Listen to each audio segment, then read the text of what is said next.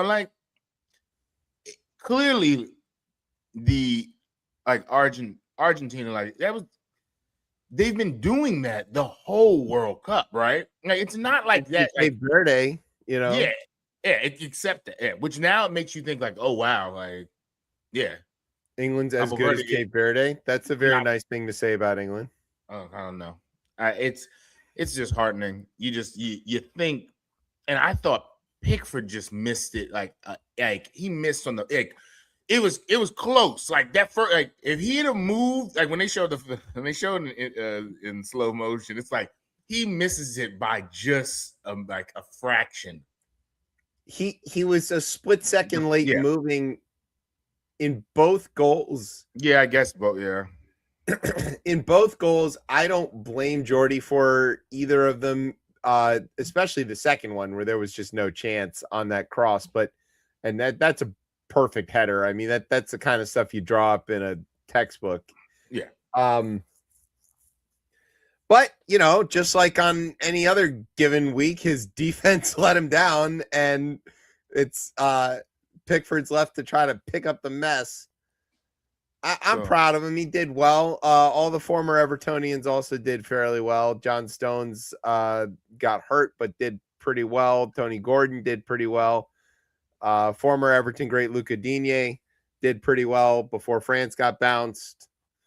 There were a lot of Lukaku, even Ancelotti, until he got bounced. I mean, like, there's a lot of formers. Yeah. We did well in helping other teams. That's just all right. So anyway, that's sports. That's really Brian's show. Anyway, we don't do that here the way that Brian does. You should go listen to his show. It's called No Filter Sports. Sometimes he has Tez on it. Yeah, I was on it. He'll be on this Saturday. There you go. So you should tune in. If you feel like you like Chip Chat, but you want more of it without Chip, sometimes that's your way to get it. Sometimes I'm also on No Filter Sports ruining that show too. So it's up to you how you want to balance that. Just such an easier show to do. Yes. Hour and a half. Like it's sports. Like I literally just allowed Brian to go off on LeBron for like 25 minutes. That's all. Yeah, I bet there were kids on his lawn too. And Caitlin, don't forget Caitlin too. Oh God, yes, yeah. All right, tune in so you can get that, but we won't give it away here.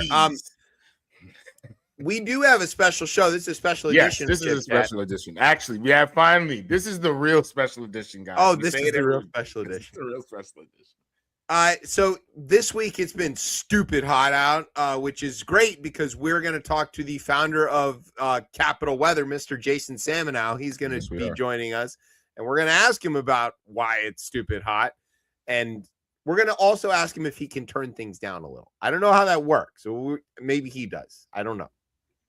I tried. Enough. For reasons unexplained to me in Hebrew school, we don't actually control the weather. I was pretty sure. Enough. But yeah. Okay. Don't give the internet anything. All right. Don't give it anything. Treyon, if you're listening. Also, we're gonna have headlines. There's Iran updates, maybe. That guy who thinks he's president is currently counter-programming us. Yeah. Everything I heard is he's coming to tell us again that he won the 2020 election, and this time it's China. Oh, it's China this time. Cool. Yeah. Yeah, he was after Muskegon, Michigan lately. So, maybe, all right. Yeah, I don't know. For the 6 people out here listening to this, if something crazy happens and he's like sending things like troops into something, like into towns across America, let us know. But I feel like my phone. Otherwise, we're not paying a lot of attention to it. Also, if he comes from Michigan, I think he's going to be pretty sad because there's either not what he's expecting waiting for him or nothing. There's a lot of nothing in Michigan. That's kind of what we do there. Yeah. Anyway, so we're gonna do headlines and Iran updates and international news, some domestic news. We are gonna have Tez talk about mergers and acquisitions, which is My going to be favorite. riveting radio. I can promise you that. Go down to 5 listeners. There's nothing like listening to amateur economics. Yeah, right. We're so good at it. Yeah. All right. So good at the amateur part. Yeah, so good. Not so good at the economics part. I'm at least the son of an economist. Yeah, you're so I can fake it. Yeah, you can fake it. I have some of the language. I can discuss negative growth and or whatever else dumb econ words there are. Okay, you have a word? That's I have a word. Okay. Oh, now you threw me off. Sorry. Oh yeah. Also, we're not here next week, so Yes, you get a break. Yeah. Yes. Tez only likes this show when he doesn't have to be on it. I love this show. I like Thursdays sometimes too. I sometimes enjoy Thursdays. What a uh-oh, breaking news already. We got the first break. Yeah, that's the break. We're going to the break. Right after this, I just caught because the Trump speech is done. So you're cool. Oh, good. Already, we do have a lot of the same audience, so I can understand why. Yeah, so it was just to let y'all know, and if you missed it, glad you just tuned into Chip Chat, because all I'm going to say is this: it was utter BS. That's it. We're shocked. Just within the first 30 seconds, it's utter BS. Give me a good quotable something. I want something out of it. Oh, quotable? Oh, no. Do that after the break. Yeah, after the break. Yeah. So we need to do our word, and we need to go to the break so that we can then talk to our guest, who is interesting and fun and cool, and not us. So yeah. All right, I have my. All right. Do you have your word? Yes, I said yes. Okay, Brian I'm trying to. breaking. I'm ready. To go. I'm ready. Okay, then we had breaking news. Fine. Okay, let's do it. All right. So sit back, grab some Hydrosphere. It's summertime. You're listening to the best show, the only show, Chip Chat on Beltway Radio and beyond. Sweeps. Street Ball.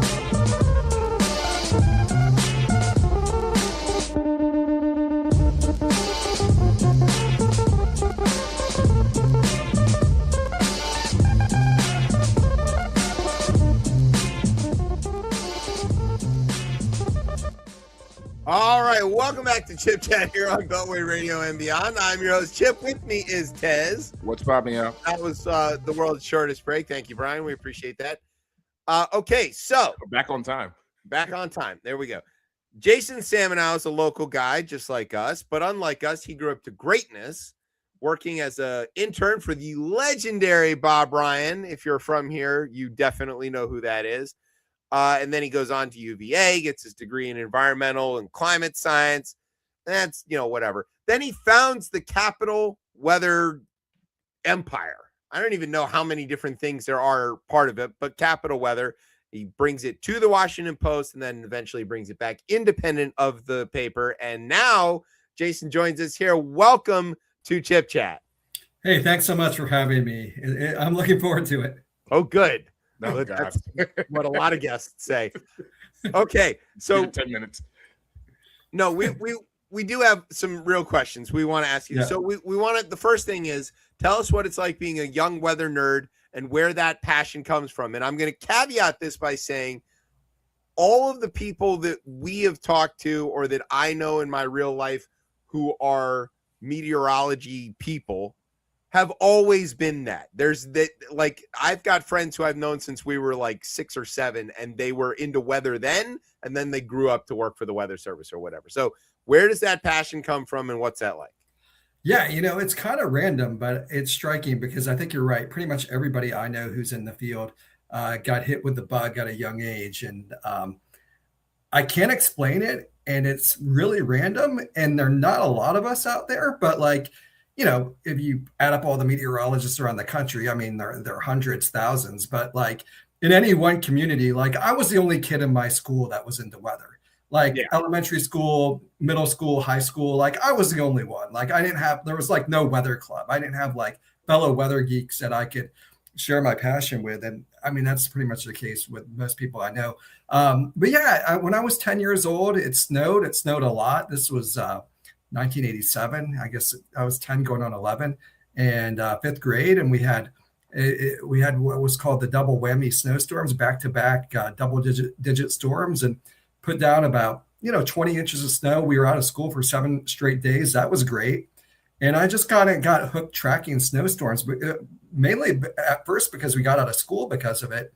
And then there was another snowstorm that winter. And then that next November, there was a surprise snowstorm on Veterans Day, which is pretty awesome. We had thunder snow, 3-inch-an-hour rates, lightning. It was pretty epic. So yeah, the weather bug bit me because of snowstorms, but then my interest in snow kind of evolved into, being interested in hurricanes and thunderstorms. And then when I got to college, I got really interested in climate change, and the rest is history. And it's interesting because some weather geeks they first become interested in it because of a severe thunderstorm or a tornado that hits their house. So a lot of weather geeks are severe weather gurus. They love tornado chasing and severe thunderstorms, but then you've got another sort of group of folks that are into snow. So it's either one or the other. You're either sort of a tornado freak or you're a snow freak. And I was the latter, but that's how it all got started. And, I enjoy sort of tracking storms as well. And, I haven't actually been storm chasing out in the plains or the South, like, my colleague Matthew Capucci, who I think we're going to talk about him. Don't worry. Yeah, so he was on your show, I believe, and he's crazy and he chases as much as he can. He loves that. I actually haven't been out there to do it, but he's invited me, so one of these days it'll happen. I remember that storm in '87. It was before we moved to the house that my parents live in now, and there's these photos of me. I was much young. Well, I was like 4 or 5. There's these photos of me with the snow where they cut the pathway out to the sidewalk, and like the snow on either side of me is as tall as me. And, it was a lot of snow. That I definitely remember. I don't think I had school yet, so I wasn't really keen on that. Is it true that if you put ice cubes under your pillow or whatever, you get to have snow, it gets out of school, or what? How does that work? Yeah, I mean, that's what they like to say. I mean, there are all these various superstitions, wear your pajamas inside out, stuff like that. Get up at 4 a.m. and flip on WTOP to listen and see if your school is. Those were the days, because it was like, these days, of course, they make the decisions the night before now. So they've taken away all the suspense. It used to be all this drama, whether you'd be going to school or not. But now they're making these decisions proactively, which is probably a good idea, because then people can plan around it. And, okay, well, the morning's not chaos. Off on a tangent here, and I'm going to need your official weather opinion on this. I am a parent in County Fairfax, and let me tell you, ever since I can tell you when this happened. You're going to probably tell me about why this is, I'm crazy and this is wrong and all this stuff. But back in I think it was 2015, I want to say. We had already moved here. So I think it was 2015. There was an event where a lot of times when we get snow here in DC, it starts overnight, right? And then it builds up. And then, so it's obvious by the next morning that okay, the roads are either passable or not.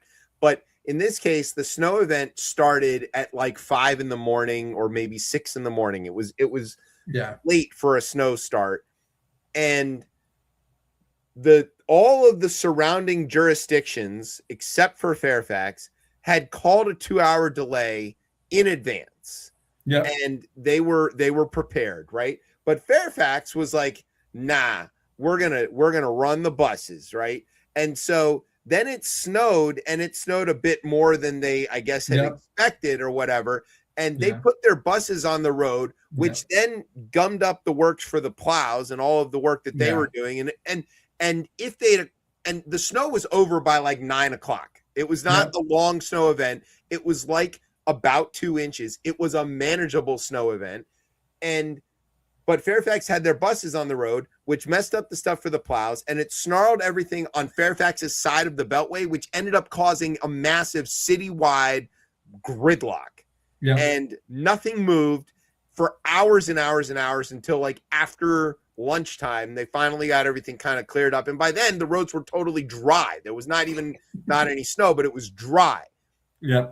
And I think Fairfax learned the opposite lesson from this, and they got so super gun shy that we have had snow called off for possible rain. Like it didn't even rain anywhere. Yeah, I can remember a couple of those. Yeah, for sure. Okay, yeah, so they is become right? Yeah. Do I have that recollection right? Yeah, no, there was definitely an event where they opened on time, and the snow kind of boomed a little bit. I think, maybe we were calling for like a dusting to a couple of inches, and it was more toward the couple of inches, and it fell fast at exactly the wrong time. Yeah, and it created chaos. And so they've now sort of learned their lesson from that and err on the side of caution. And yeah, there have been a couple of events where, maybe the forecast was, well, it might be an up 10 inches of snow or it might be rain, and they're calling off school anyways. They don't care. Yeah. So my kids never go to school. They went something like 2 months without one full week of school. And it was crazy. Well, that was this last winter. Yeah. Yeah. It was nuts. And I'm, I still have to go to work and everything like that. It's not fair. I know that's not what this show's about, but I'm like, what a rant that you just go hey, I got a weather expert here. I'm going to use that opportunity. Your name's on the show. I get it. Slamming County Fairfax. All right. So you mentioned him, Matt Capucci. We had him on the show years ago. I think actually this is before Tez was even on the show. We're back in the studio at this time. And I remember that we gave him some weather-related beer. I think it was one of the flying dog ones. I don't remember which one it was, but anyway, and Matthew Capucci started forecasting weather when he was 3 months old or whatever, so he was barely old enough to drink. He's ridiculous. He's a force. He's a freak, but he's immensely talented. Incredibly. It's interesting because there are different degrees of weather geekdom, and he's like, off the charts, right? Yeah. Like if I'm like run of the mill weather geek, he's like, like at another level for me. So, but it's good. Yeah, I like the passion. So we gave him this weather-related beer, whatever it was. I can't remember. So what is your favorite weather-related food or drink? Oh my gosh. I don't think I've ever had the pleasure of sampling any weather-related cuisine or have you ever had beverage. A dark and stormy, for example? Pardon me? A dark and stormy, right? That's a good drink. I'm trying to think of like other weather-related drinks. Sea breeze. There's a sea breeze. It's not a good drink. Don't get that. But that is the sort of weather-related. I don't know. I think there's a beer called Tidal Wave that I had once. Oh, there's Kona Big Wave. I guess that kind of counts, right? But all right. So you don't have an answer to this? I don't have an answer. No, I'm sorry. I'm boring on that one. Is it fair to say this is just too good a question for you to be able to possibly come up with an answer? Yeah, you stumped me this time. There you go. See, that's what I wanted. Okay, that's all he wanted. So what we do really want to talk about is how the story of how Capital Weather moved from being Capital Weather and then became part of the Washington Post for a long time, and then we'll talk about the second half of that story. But tell us about how you created Capital Weather and then how it got I don't know, absorbed, merged with whatever. I don't even know what the word is. So there's there's a whole history there. When I got out of graduate school, I couldn't decide whether I wanted to take a job in weather forecasting or climate change because I was kind of torn between those two areas, and I sort of had academic background in both.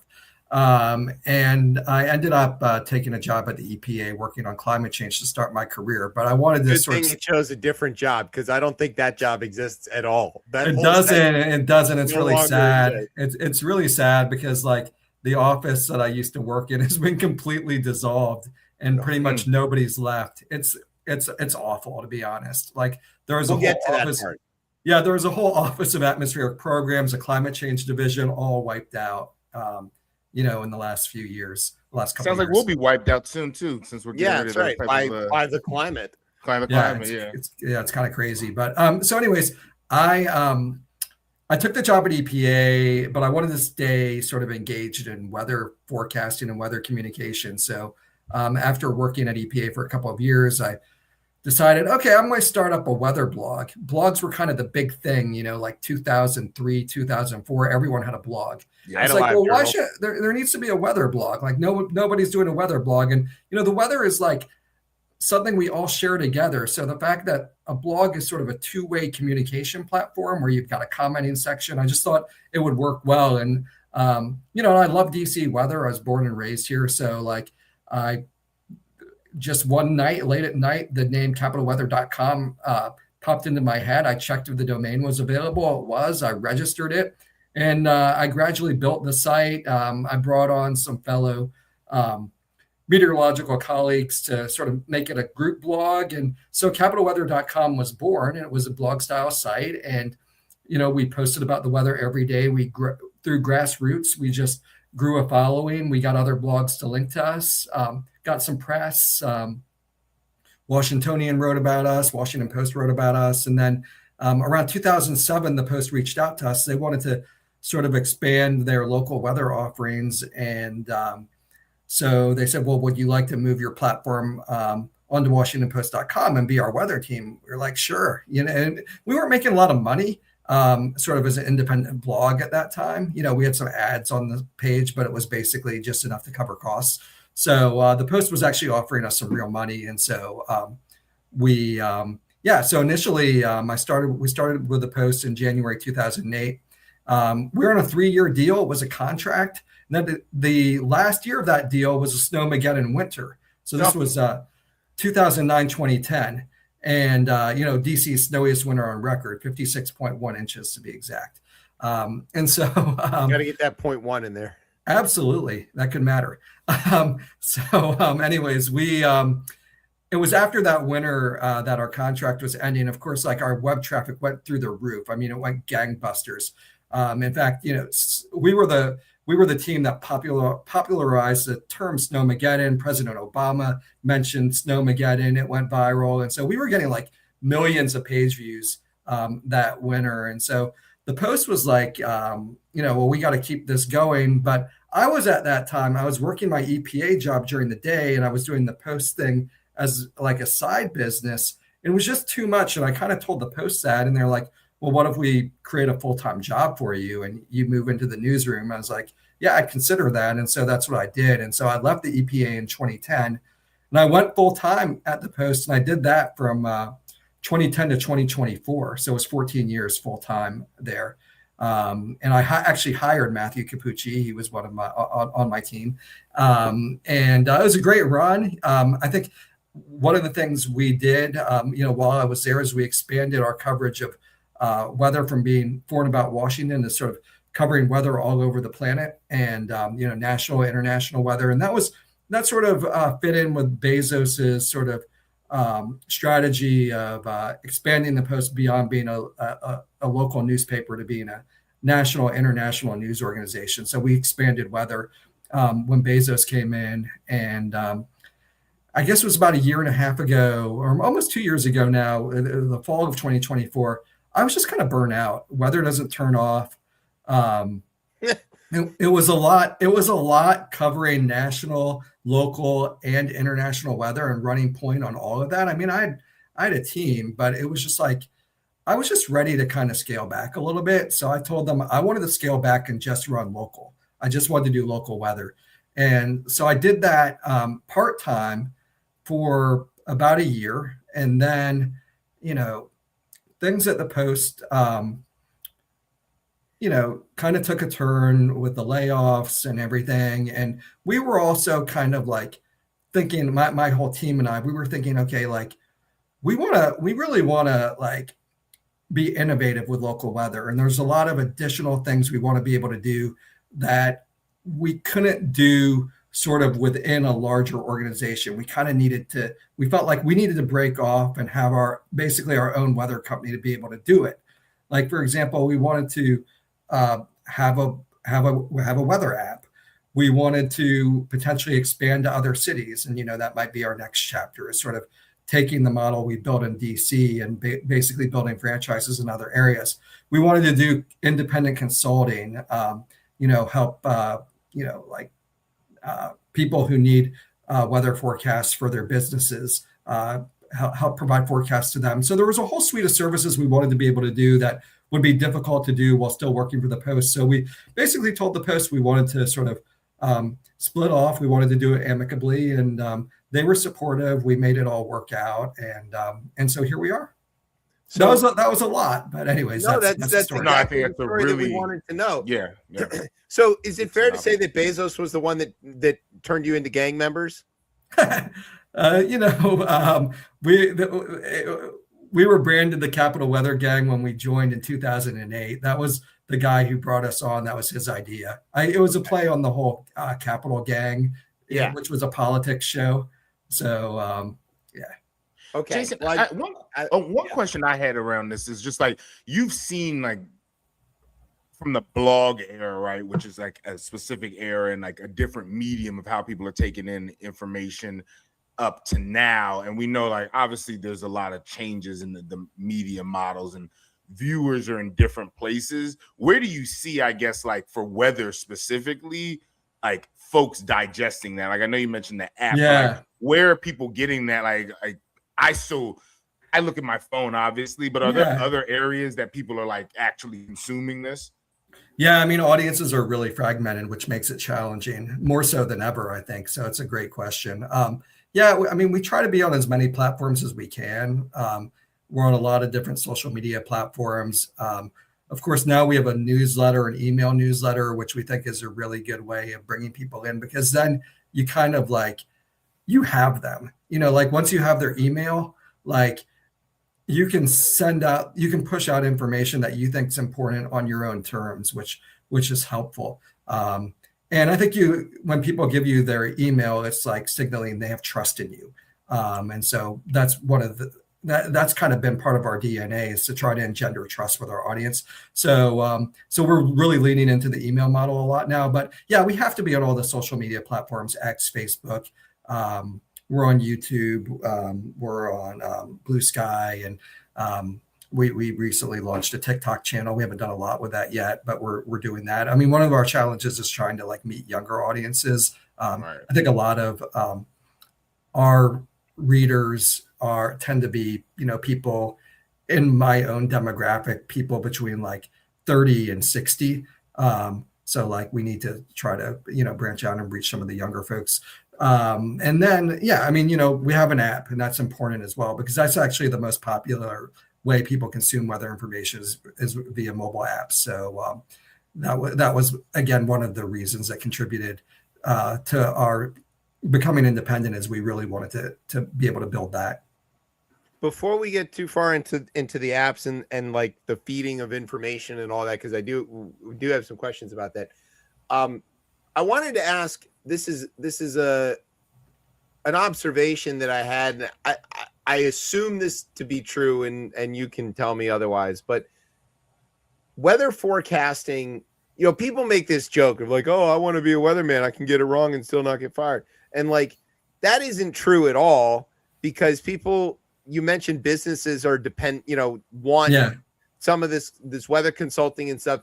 And it's a huge range of businesses and people, but I think mostly commerce, that is very weather dependent. People think farmers, obviously, that's an obvious one, but all the logistics, all the shipping, all that, all touches on the weather.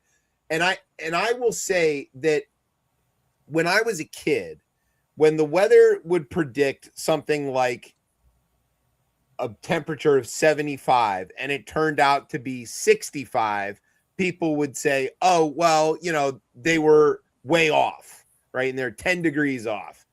And now the weather will predict 75 and it'll be 73. And people will be like, see, those guys don't know what they're talking about. And it's because the prediction models and the computer modeling has gotten so good. Yeah. And it has made you weather folks so much more accurate than you were even 30 years ago. I'm lumping you in with everybody now. You are the face of weather forecasting for all of the people here. But because it's so accurate now, it's so accurate, people complain about the really, really small misses, and I see Chuck Bell every morning. He's like, I'm going to go 99, but if it goes to 100, don't at me, and I'm like, this can't be that, right? We can't be that. So is it really that good now? Is it that much better than it was? Or am I just sort of believing things? It's pretty good. I mean, it's gotten a lot better since when we were growing up, and we just have so many tools in the toolbox now. I mean, we have tons of models, and of course we've got now this whole new generation of AI models, which are pretty good too. And so, what if they make it up? Yeah, you got to be careful, So, yeah, I mean, it's definitely I think it's come a long way, but there's still work to do. And I think where we have our biggest challenges is when 1 or 2 degrees can make a big difference. And that's often the case here in DC. It's like when you're right along the edge of something, you're right on the edge of rain and snow line, yeah. Or you're like right on the edge of where the heavy precipitation starts and stops. So it could be a place 10 miles from you gets hammered, but you just miss it. And so I think where meteorology needs to make progress is sort of along these edges where there are sharp changes over small distances. And that can lead to really consequential forecast errors, and we see that with snow events here in the DC area sometimes, even now, I mean, even this past winter, I think there was an event where, maybe we predicted 1 to 3 and we barely had a dusting. And, and it was because, the models, and they have a tendency to do this. They sometimes predict it to be colder than it's actually going to be. And, as human forecasters, we have to make those adjustments. And sometimes it's hard to make the adjustments when all the models have the same error. If the models disagree with each other, then you can communicate the uncertainty. You can say, okay, well, look, it could be this, it could be that. But when they all agree and they're all wrong, then you're like, oh shoot, that's fascinating. Yeah. So I mean, there's still a lot of progress that can be made. And I think also in the longer term predictions, I think day 1, day 2, day 3 were pretty accurate, but can we really tell you with much confidence, is there going to be a substantial snowstorm 4, 5, 6 days down the road? We still can't do that. I mean, we can tell you there's a signal for a storm and, the chances of snow are higher than normal. It could be a big one. We can say stuff like that, but in terms of being able to really pin down the details, there's still some work left to do there. Is the European model just an American model, but a bit lazier? It's the best model. The European model is superior to the difference. What are these things? We don't understand that, right? So I just see that the American model's predicting this and the European model's predicting, and I'm like, why are the Europeans predicting weather in Nebraska? What do they care about that? Yeah, so government. Yeah, so government labs, in different countries, they have computer models and they can predict the weather anywhere, around the world. And so, the National Weather Service, we have our own computer models, and one of them is the American model, and then the European Center for Medium Range Forecasting, which is a conglomerate of European nations. They have the European model. There's a Canadian model. There's a Japanese model. There's a German model, and so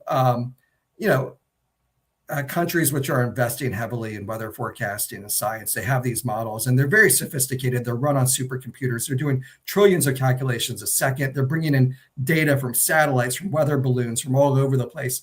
And the European model is just a little bit more advanced, frankly, than the American.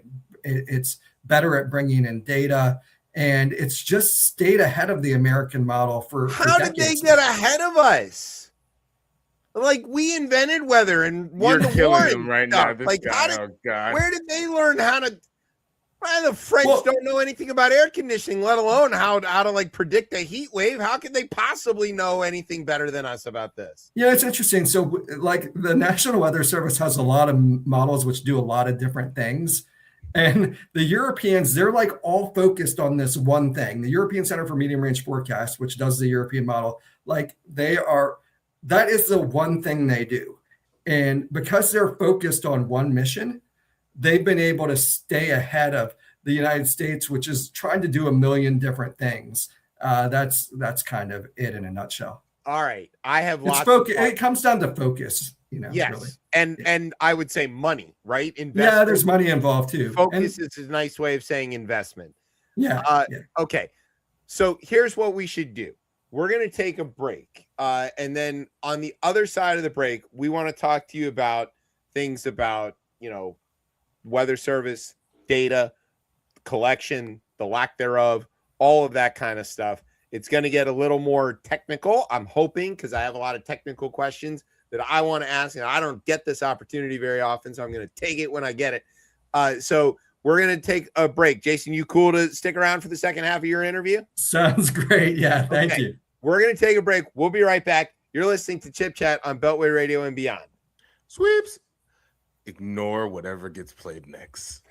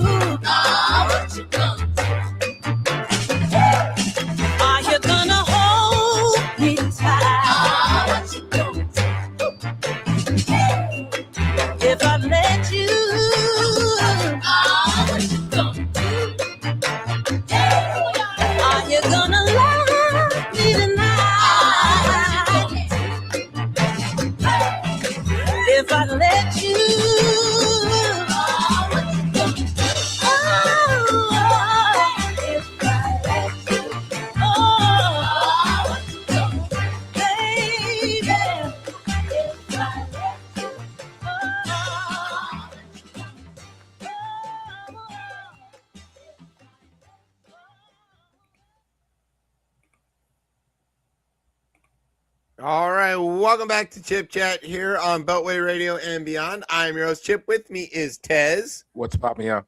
Hanging out with us is the man behind CapitalWeather.com and so many other things. Jason Samenow is here. How's it going, guys? There Good to you be go. back after the break. Yes, it's it's fake radio, so you have to say stuff so people can hear it. All right. So first thing is I'm going to the beach next week, and I want to make sure that I'm going to have a good time. So what's the weather for, and where do DC kids go to the beach? We go to Delaware, we go to Rehoboth. So what's the weather in Rehoboth going to be like next week? The heat that we've been seeing this week will be long gone, so that's the good news. It won't be Good. Miserably hot. I think we're looking at pretty typical, mid-July weather. Mid 80s to near 90 probably at the beach. There might be some showers and storms late in the day. And at the beach they tend to occur more in the evening, later in the day than they do here. So be on the lookout for those once in a while, but I think the weather's looking pretty good for you. Am I going to get some decent waves? I don't like these little flat water, that's boring. I want waves. There might be some waves because there's a little disturbance moving off in the Eastern Gulf, which is going to be moving off the southeast coast. Slight chance that might. The Hurricane Center was giving it like a 20% chance of developing into a tropical system, so that might kick up a bit of surf next week. So I'm not expecting huge breakers or anything like that, but there could be a little surf. 90 is the new 75 for me now. Like when it's 90 degrees after I'm like, oh, this is great. I love 90. It's amazing. I think we've had 5 days at 100 this summer already. So it's been miserably hot. Let me tell you, I'm not your local weatherman. I'm just your local air conditioning man. And I can tell you it's been fucking hot. And being on the roof of a building when it's that hot out, trying to get everybody else cooling, and then they're ungrateful about it. They're like, oh, you haven't done it fast enough, is like maddening. So all of you ungrateful people. Ugh. Anyway. Okay.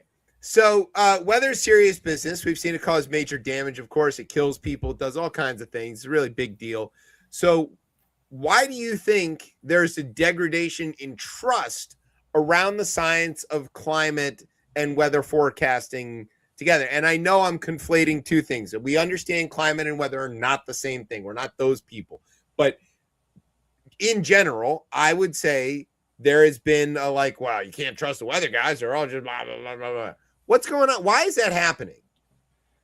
Yeah, I think there's just in general been a reduction in the trust of experts and expertise. And, I don't think it's unique to weather. I think it's to any scientific discipline.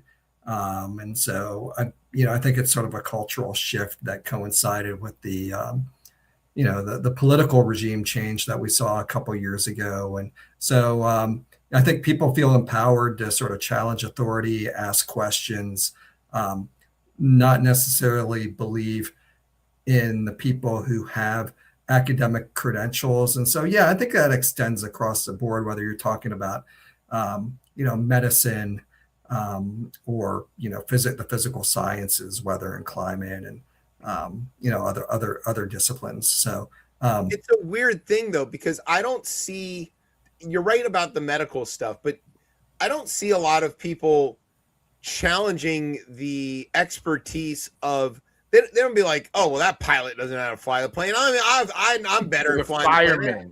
The firemen. No one challenged the firemen about. Nobody challenges the fireman. Nobody challenges the guys fracking the crude oil into gasoline or whatever. They all trust. Nobody's like. I think it's things that.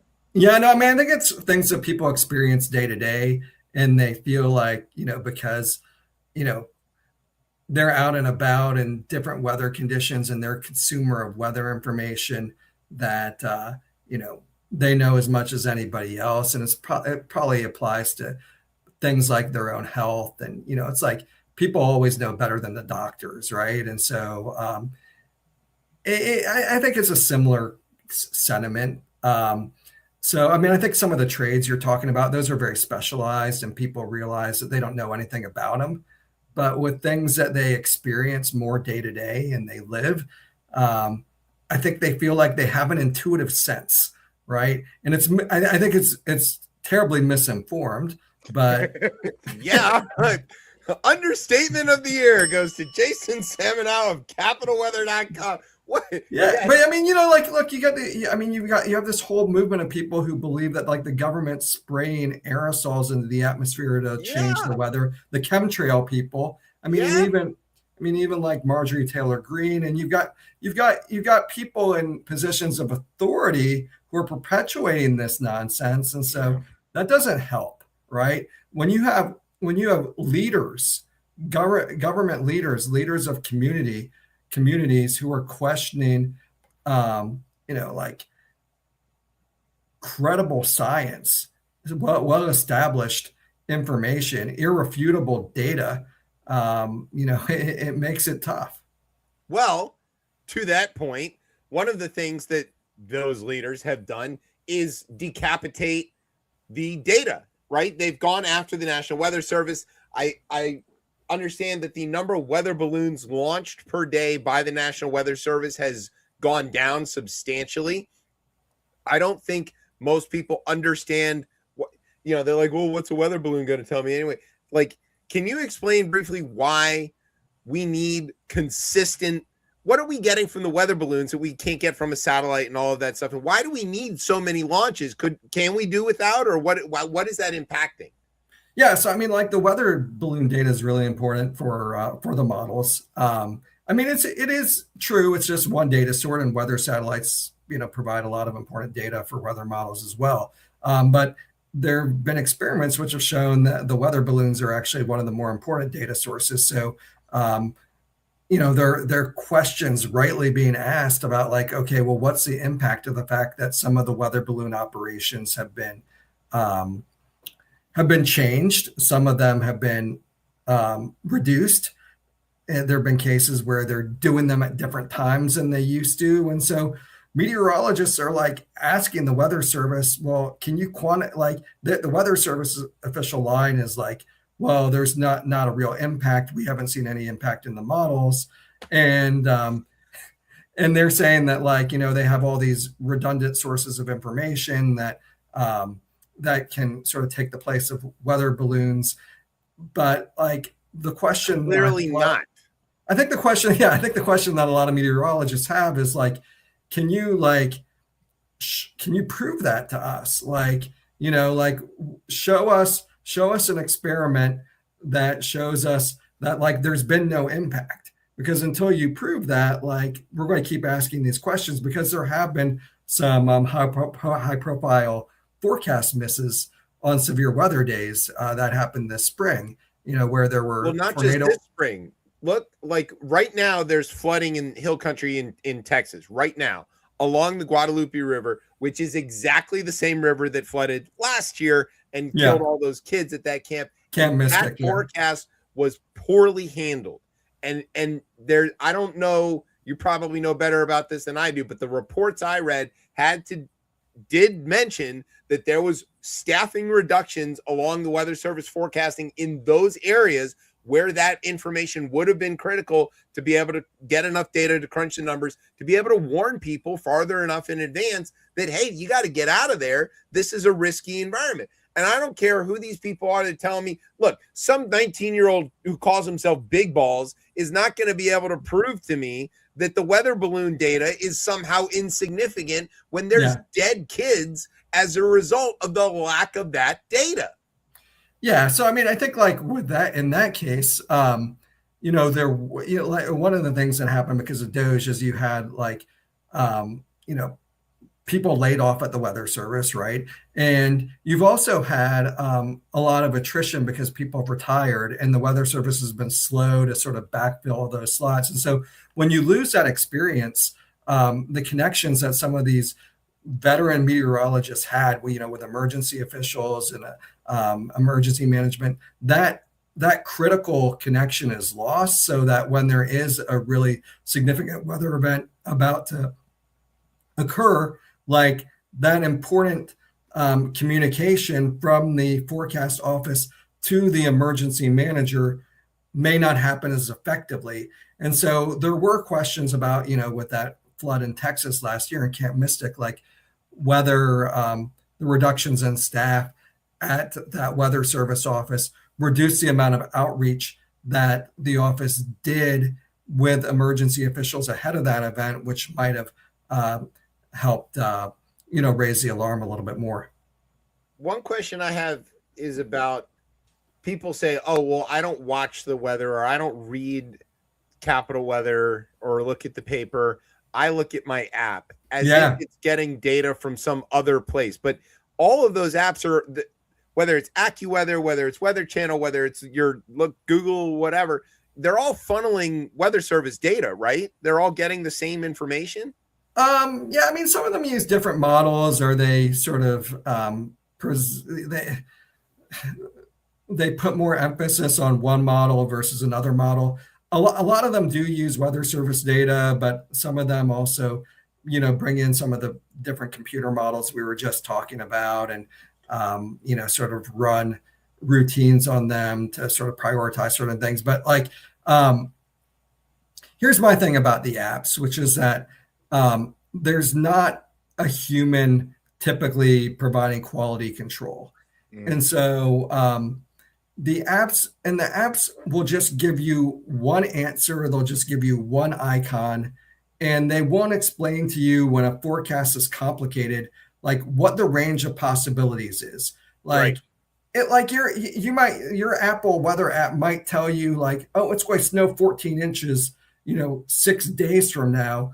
Whereas in reality, a professional meteorologist would tell you, oh, that might have like a 5% chance of happening. Right. But the Apple app is just like picking out for you what one model is telling you, and it has like a really low likelihood of happening. So like you're just getting like a number in isolation with no context. And so like you need a real person to provide the context to help explain a forecast to you when it matters. Like it's sunny and 80, an app is fine, right? Sure. On a day when, like there's maybe a 30% chance of a thunderstorm, hit or miss thunderstorm, it's probably okay. But like when the weather's potentially dangerous, when there might be flash flooding, when there might be tornadoes, when snow or ice is in the forecast, you really need a person to sort of explain to you, okay, not only, like what are the range of possibilities, but like, when is this going to start? When is this going to be worst? When will you have the all clear? And, icons on an app aren't going to do that for you. So people can really add value, and that's what we're trying to lean into. One of the things that I noticed, it also helps to know the area that you're discussing. And as you mentioned, like things are in ranges, right? They're not specific. This is going to be exactly this much rain or this much snow. But also when you hear a forecaster say things like there will be more rain in certain areas, or you could get snow at higher elevations, or low-lying areas may be susceptible to flooding, and name those specific locations. If you're in Huntington, if you're in Old Town, Alexandria, watch out, you're going to experience flooding. You're probably not getting that in Rockville, right? So like but knowing the place, knowing the area, and being able to call those things out specifically as a consumer is a tremendous part of what I'm listening for when I'm listening to a forecast. It's not just and there are microclimates in the area. I mean, like you see it during a snowstorm. Like if you drive from downtown Washington into upper Northwest DC, it can change quickly. It can be like bare ground downtown, and if you get up to like American University, you can have 2 or 3 inches of snow on the ground. It can change that fast. It's just a few hundred feet of elevation, but that can matter because like downtown, it's like, and near the Potomac, it's like right at sea level. You've got the urban heat island effect, which heats everything up. Heat island, the snow hole. Is the snow hole real? I mean, I think the snow hole just sort of refers to the fact that like it's hard for it to get snow to stick downtown a lot of times just because of that heat island effect. So it may snow, but it may not accumulate that well down there. I mean, sometimes, it's funny because, like just because of prevailing storm tracks, places to the north of DC will get hit and places to the south of DC will get hit. And some people refer to that as a snow hole. I mean, there are different ways the snow hole can manifest itself, whether it's because of the heat island effect or whether it's because of the storm track. But yeah. The heat island thing's for real. I think that's the most obvious explanation for it, and the way that it affects everything. Even the convection of the air above the heat island can I think it's also just fun to say snow hole. All right. So now with the cuts at Weather Service and the Doge impacts and all of that stuff, has there been some effort by the private sector at all to kind of fill these gaps? And I'm not talking about models and interpreting, crunching the data, but just gathering that raw data that's necessary to do that crunching. Has somebody else come and seen a commercial opportunity to fill the void? I don't know how you make money at it, but I'm sure there's an opportunity there. Yeah, so I mean, there are companies which are actually launching their own satellites into space to collect data, which is fed into models. And actually, the Weather Service contracts with some of those companies to bring in the models. And that's like one of their excuses is that like, oh, well, we're buying commercial data. So like, if we have a few less, weather balloon launches, we're covered. I mean, it is true. There's definitely a whole new group of companies which are doing this work. I mean, like, I think, setting aside the problem with weather balloons right now, and I think it's a short-term thing, and the Weather Service is actually staffing up again. They recently put out an announcement that they're hiring hundreds of new people. So I think they're trying to sort of make up for some of the bad decisions that they made. Are we sure previously. They're not going to hire a bunch of MTGs who are going to be like, looking at contrails and calling them chemtrails like that? Is there any worry about that, or no? I mean, like the Weather Service is still a good agency. Okay. I mean, I like the people there are great, and they're very mission focused. They're all weather geeks. I think they want what's best for the country, and so like I'm not too concerned there. I mean, I think like where the nefarious motives kind of play in are more on the climate change issue, and and how they're like how a lot of the research programs for climate have been gutted across the government, and I don't think that's coming back in this administration. They are very, very hostile to anything having to do with like human-caused climate change. You're kidding. So one of the things as a former EPA guy, that like hits home with me, and so like, and it hasn't stopped. I mean, heavy emphasis on former EPA. So are we at the climate section of this now? Because yes. So one of the things that we do on this show, and by we I mean Tez does on this show, is endlessly harangue everybody else about the dangers of climate change. And I get right. Look at the dead ass birds. Okay, that Europe's in the middle of a massive heat wave. They don't know how to handle that. There's desertification all over the place. Yeah. There's like way bigger storms, and I think it's plainly obvious. I don't even know how anybody couldn't see that this is not normal. Yeah. So we want to talk about that. We want to talk about well, let me point to a few things. Explain the climate change thing and why it leads to more wildfires, why it's leading to bigger hurricane. What is going on there? Yeah, so I mean, basically, when you add these heat trapping gases into the atmosphere, it's like basically putting the atmosphere on steroids. So if you think about like the steroid era in baseball, right, when like Bonds was hitting like 70 amazing, home runs, right? It's kind of like the atmosphere is on steroids now, so it's like doing everything it used to do, just like in a more intense way. So it's like the heat waves are bigger now. They're longer lasting. They're more intense. They're more frequent. The heavy downpours are more intense. So you get these like, deluges, which are just insane. And, and I want to point to something which is happening right now, which to me is troublesome, which is these like fires in Canada, which erupt and spread, at breakneck speeds, and all this smoke which is now pouring into the Great Lakes in the eastern United States. I mean, DC has code red air quality alert tomorrow because of smoke pollution, and like we didn't have this when I was growing up. Do you ever remember there being like smoke in DC in the 80s, the No. 90s? Never. Like, Never. you know, now, and I this didn't even happened. know Canada had fire. Like, Yeah. I had assumed that they borrowed fire from us. Like, who knew that Canada had forest fires? Yeah. So, like, in 2023, June 2023, like, the skies basically turned like, it looked like It was Mars crazy. here, right? Yeah. I remember it looked like everything was kind of orange, hazy. Yeah. And Apocalyptic. it looked apocalyptic. I think we covered that on the show, actually. We said Yeah. So we're going to have a day. outside. We may have a day like that tomorrow. So it's like this morning. I was driving in, and the sun was bright red. It looked like Tatooine. Yeah. I was like, this can't be normal.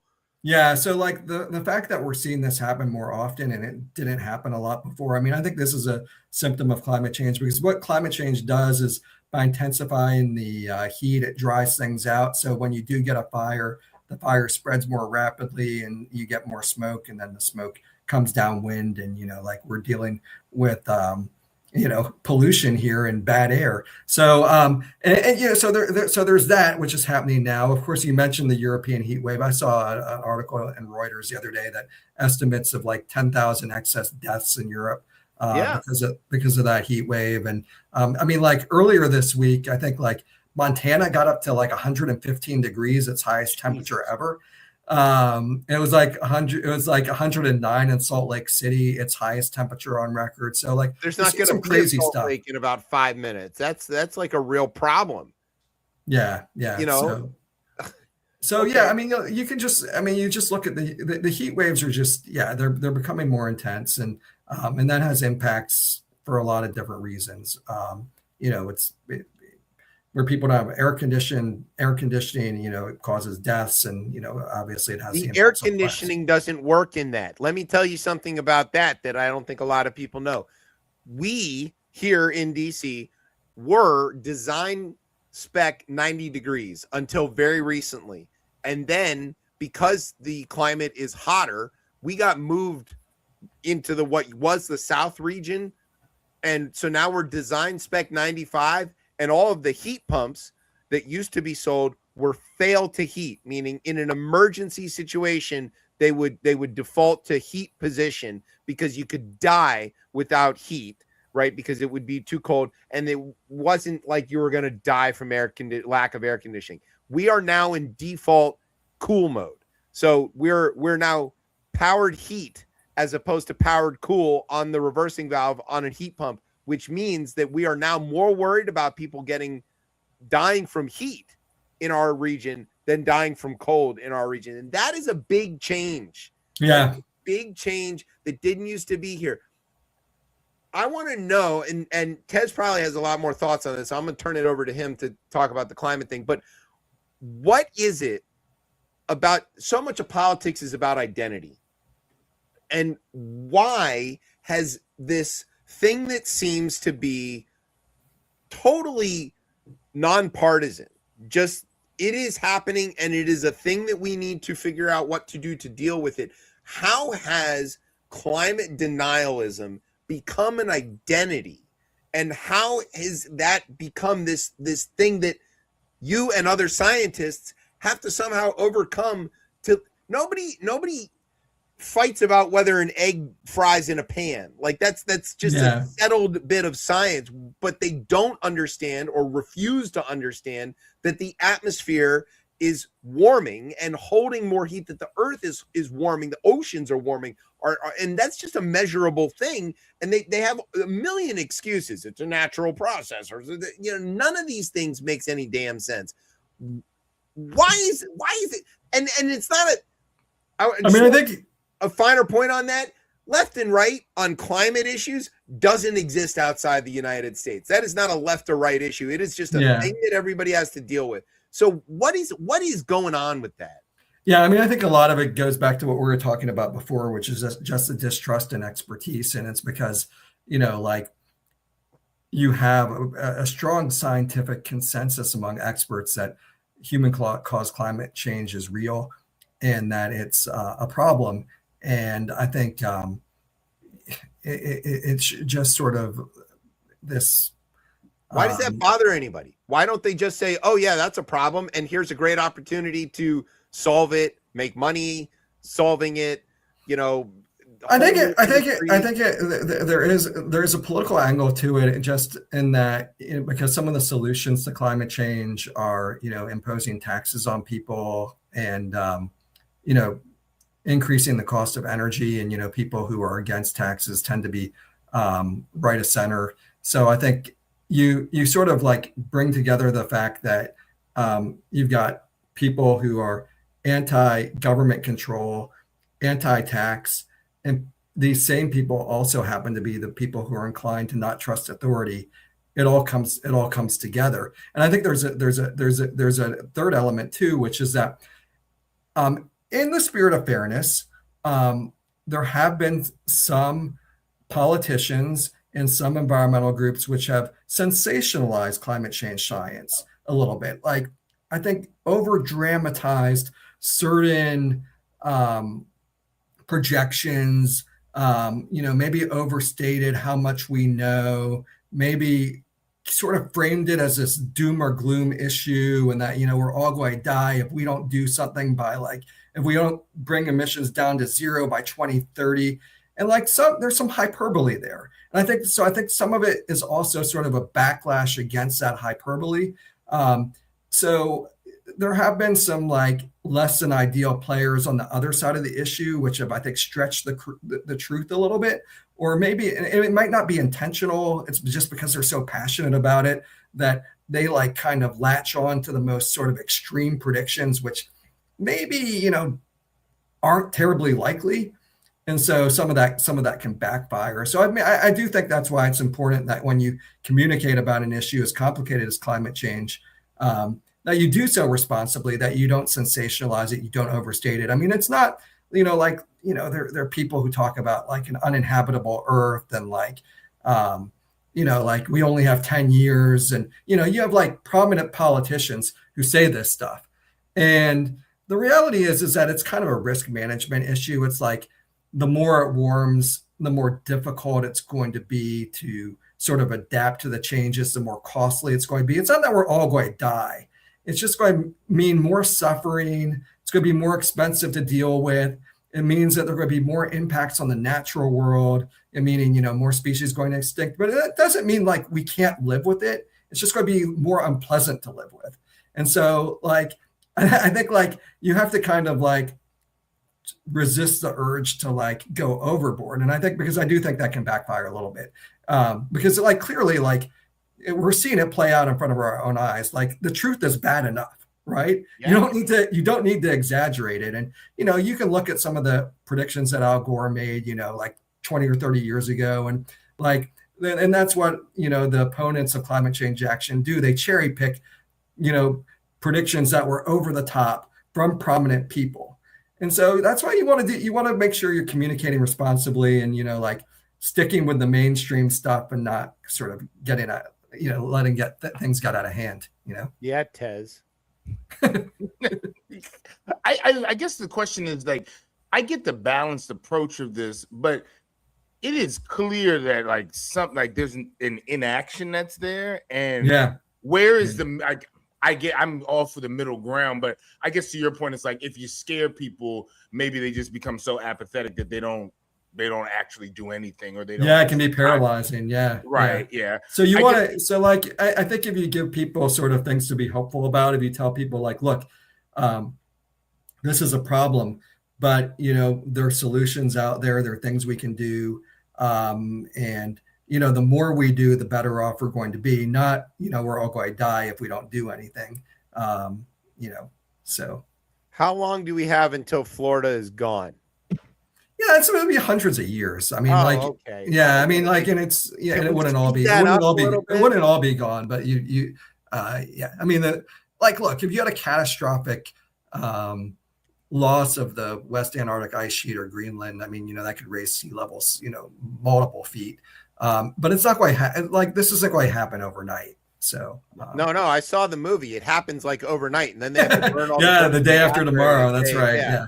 Yeah. Jason, one question I had around this, because I'm reading, I wouldn't say it's a doom and gloom book, but it's just kind of it's this book, Planet Aqua, just how rethinking our relationship with water on this planet. And like, Yeah. I guess the whole like theme is really like, as the climate has been more temperate over, I guess was like the last 10,000 years, like since the last ice age, Yeah. we've figured out ways of like stop being like nomadic. We don't move as much. We're like sedentary. We control, we sequester water. We've used it for dams and electricities. And the idea is that like that is obviously caused some issues that we have now, and that going forward, we might want to look at that differently.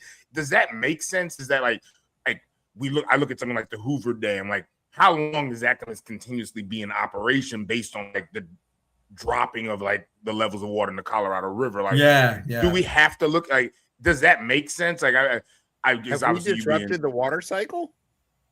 Oh yeah, absolutely. Yeah. I mean, for sure. I mean, like the challenges the Colorado River Basin that's dealing with it is well documented. And I think like water supply is a big issue in the West, and when droughts occur, they tend to be more intense now. And again, it's just because when it's hotter, you intensify the water cycle. So if it's hot and dry, the land surface dries out quickly, which makes drought worse, and it kind of feeds on itself. And so droughts are getting more intense, and heavy rain events are getting more. It's like in California, it's feast or famine. They go from flood to drought, like every so many years. And so, yeah, I mean, and it's expensive to adapt to these changes, which happen really fast. So, yeah, I mean, that's one of the reasons we need to do something, because like the cost of inaction is a lot more than doing nothing. I think that the cost thing is like a really important thing that you bring up, because working in facilities, infrastructure, and things like that, one of the things that I am constantly running up against is we've got aging stuff, for example, where I work, that we have to do something about, or it will kill somebody or cause a building to collapse or cause a major calamity that is way more expensive than fixing this thing in the first place. But even the cost of fixing it is so high that people just are like unwilling to touch it. It's the cost of managing the built environment is vastly more than what people are willing to pay.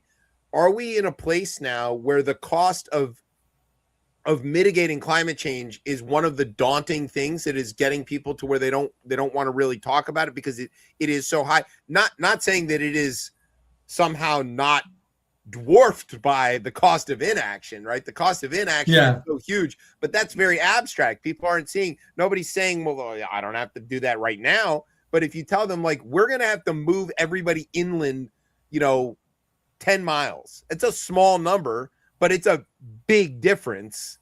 What would, and people are just like, or mass migration when people act like, I mean, people don't want to proactively spend money to do this stuff. People only take action when they're immediately threatened or after disaster has already struck. I mean, you saw that with Katrina. I mean, like, people knew that a Katrina-like storm could hit New Orleans for years. I mean, it was well documented that it would be, multi-billion-dollar disaster, that a lot of people would die when it happened. And did they fix the levees? No. It's kind of like, and there are a lot of coastal communities which are kind of sitting ducks. I mean, you look at South Florida and all the wealth and the high rises and, around Miami Beach. And if a Category 5 hits there, it's going to be really ugly. It's going to be really bad. I mean, Andrew hit in, 1992, but that hit south of Miami Beach. That hit like, Homestead, and it caused a ton of damage down there, but it missed the high rises. It missed a lot of the wealthier parts of southern Florida. So if you have a large hurricane, which is intense, hitting any of these sort of highly populated coastal communities with a lot of wealth, we're going to see disaster costs unlike anything we've seen before. And it's just a matter of time, So can't we just protect those coastal communities by cleverly drawing Sharpie maps and that's right. Yeah. The hurricanes? Yeah, it'll hit Alabama. Just steer the storm toward Alabama, right? Yeah, So, there's no wealth in Alabama. Just We got to drive build a all the storms wall. to We got to build the Alabama. wall. The Yeah, seawall. build a wall, a Sharpie wall. yeah. So I mean, that's and one of the reasons the cost of disasters is going up so much is just because of how much where we're building and how much we're building, and there's just more stuff. There's more stuff, and there's more stuff. No-go zones.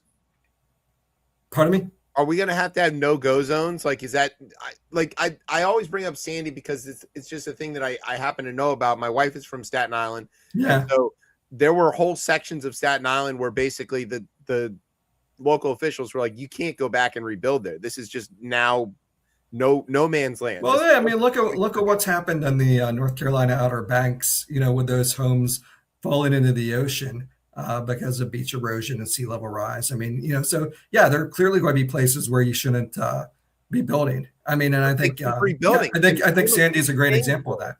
What's that? Why are we, the taxpayer, the people who live responsibly not on the coast, for example, why are we paying to rebuild these communities in places where people just safely can't live anymore? Yeah, I mean, it's a great question. It's I don't have the answer to that, but you're it's not helping. Thanks, Jason. We really wanted a good answer. Okay. That is a good answer. I don't have the answer for that. Yeah. Let's get to an answer. You're voting for this. Yeah, people are voting for that, right? That's they are. Yeah. But unfortunately, they're voting. People vote for a lot of things, So. Yeah, that's right. They do. So speaking of voting, one of the things you guys have polls sometimes on your on Capital Weather. We do, yeah. And so where can people go to follow the blog and vote on those polls and all of those kinds of things? Yeah, so every day you can vote on what you think the weather rating of the day should be. We have our daily digit, our 0 to 10 score for the day's weather, and we allow our readers to give their own score and vote. So you can do that at capitalweather.com. Our forecast is posted each day there at 5 a.m. Just click it at the forecast, see what our rating of the day is, and if you'd like to participate, tell us what you think. And yes. Yes, that's what I'd say on that. Okay. So, and who do you have featured, I don't know, presenters, I don't know what you guys call all of your writers or whatever, but you have featured members who are, producing all kinds of stuff. So what's coming up? Yeah. Who are we looking forward to? Yeah. So basically like every day, like a different person does the forecast on our team. So we have 7 different forecasters, and we each have a day of the week that we're responsible for, and then throughout the course of the day we'll post updates. If there's a chance of severe thunderstorms that day, you can read about that. If there's a big heat wave coming down the pike, you can we'll post about that. We'll do features on different weather concepts, like why. Like I just posted one today about why relative humidity is kind of useless, and you should instead look at dew point if you want to understand how humid it is outside. We'll do features on weather forecasts that are going to matter. Like we did a lot for the July 4th forecast. When they're going to be big sporting events, we do netcasts for the Nationals games. There you go. Yeah. And I mean, like we're always, we'll write up stories about weather policy issues, like this issue about weather balloons. Dan Stillman on my team just did a whole piece on that a couple days ago.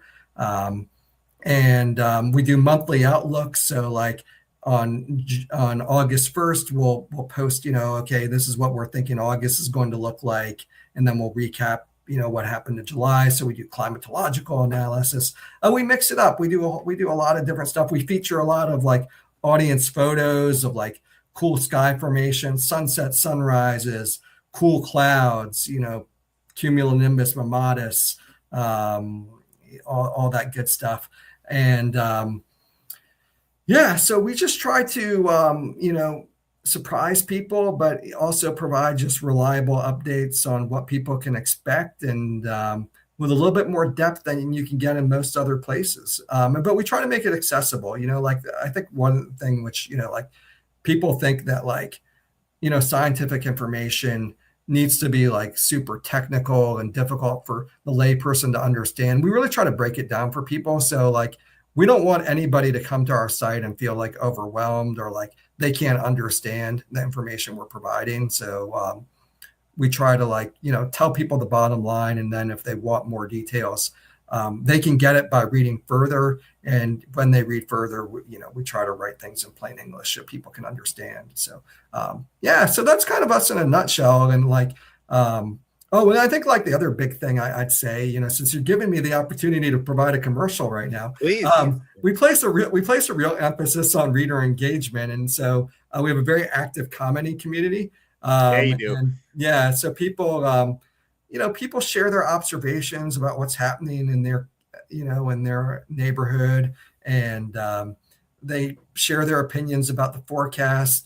Our new commenting section since leaving the post, you can post weather graphics and photos in the comment section. So, people can share their photos that way, and they can ask questions to us. And we try to, we scan the comment section every day, and we try to be as responsive as we can to questions that people have, because like, it's really useful for us for weather to be a two-way conversation, because like when there are big storms, we benefit from like knowing what's happening.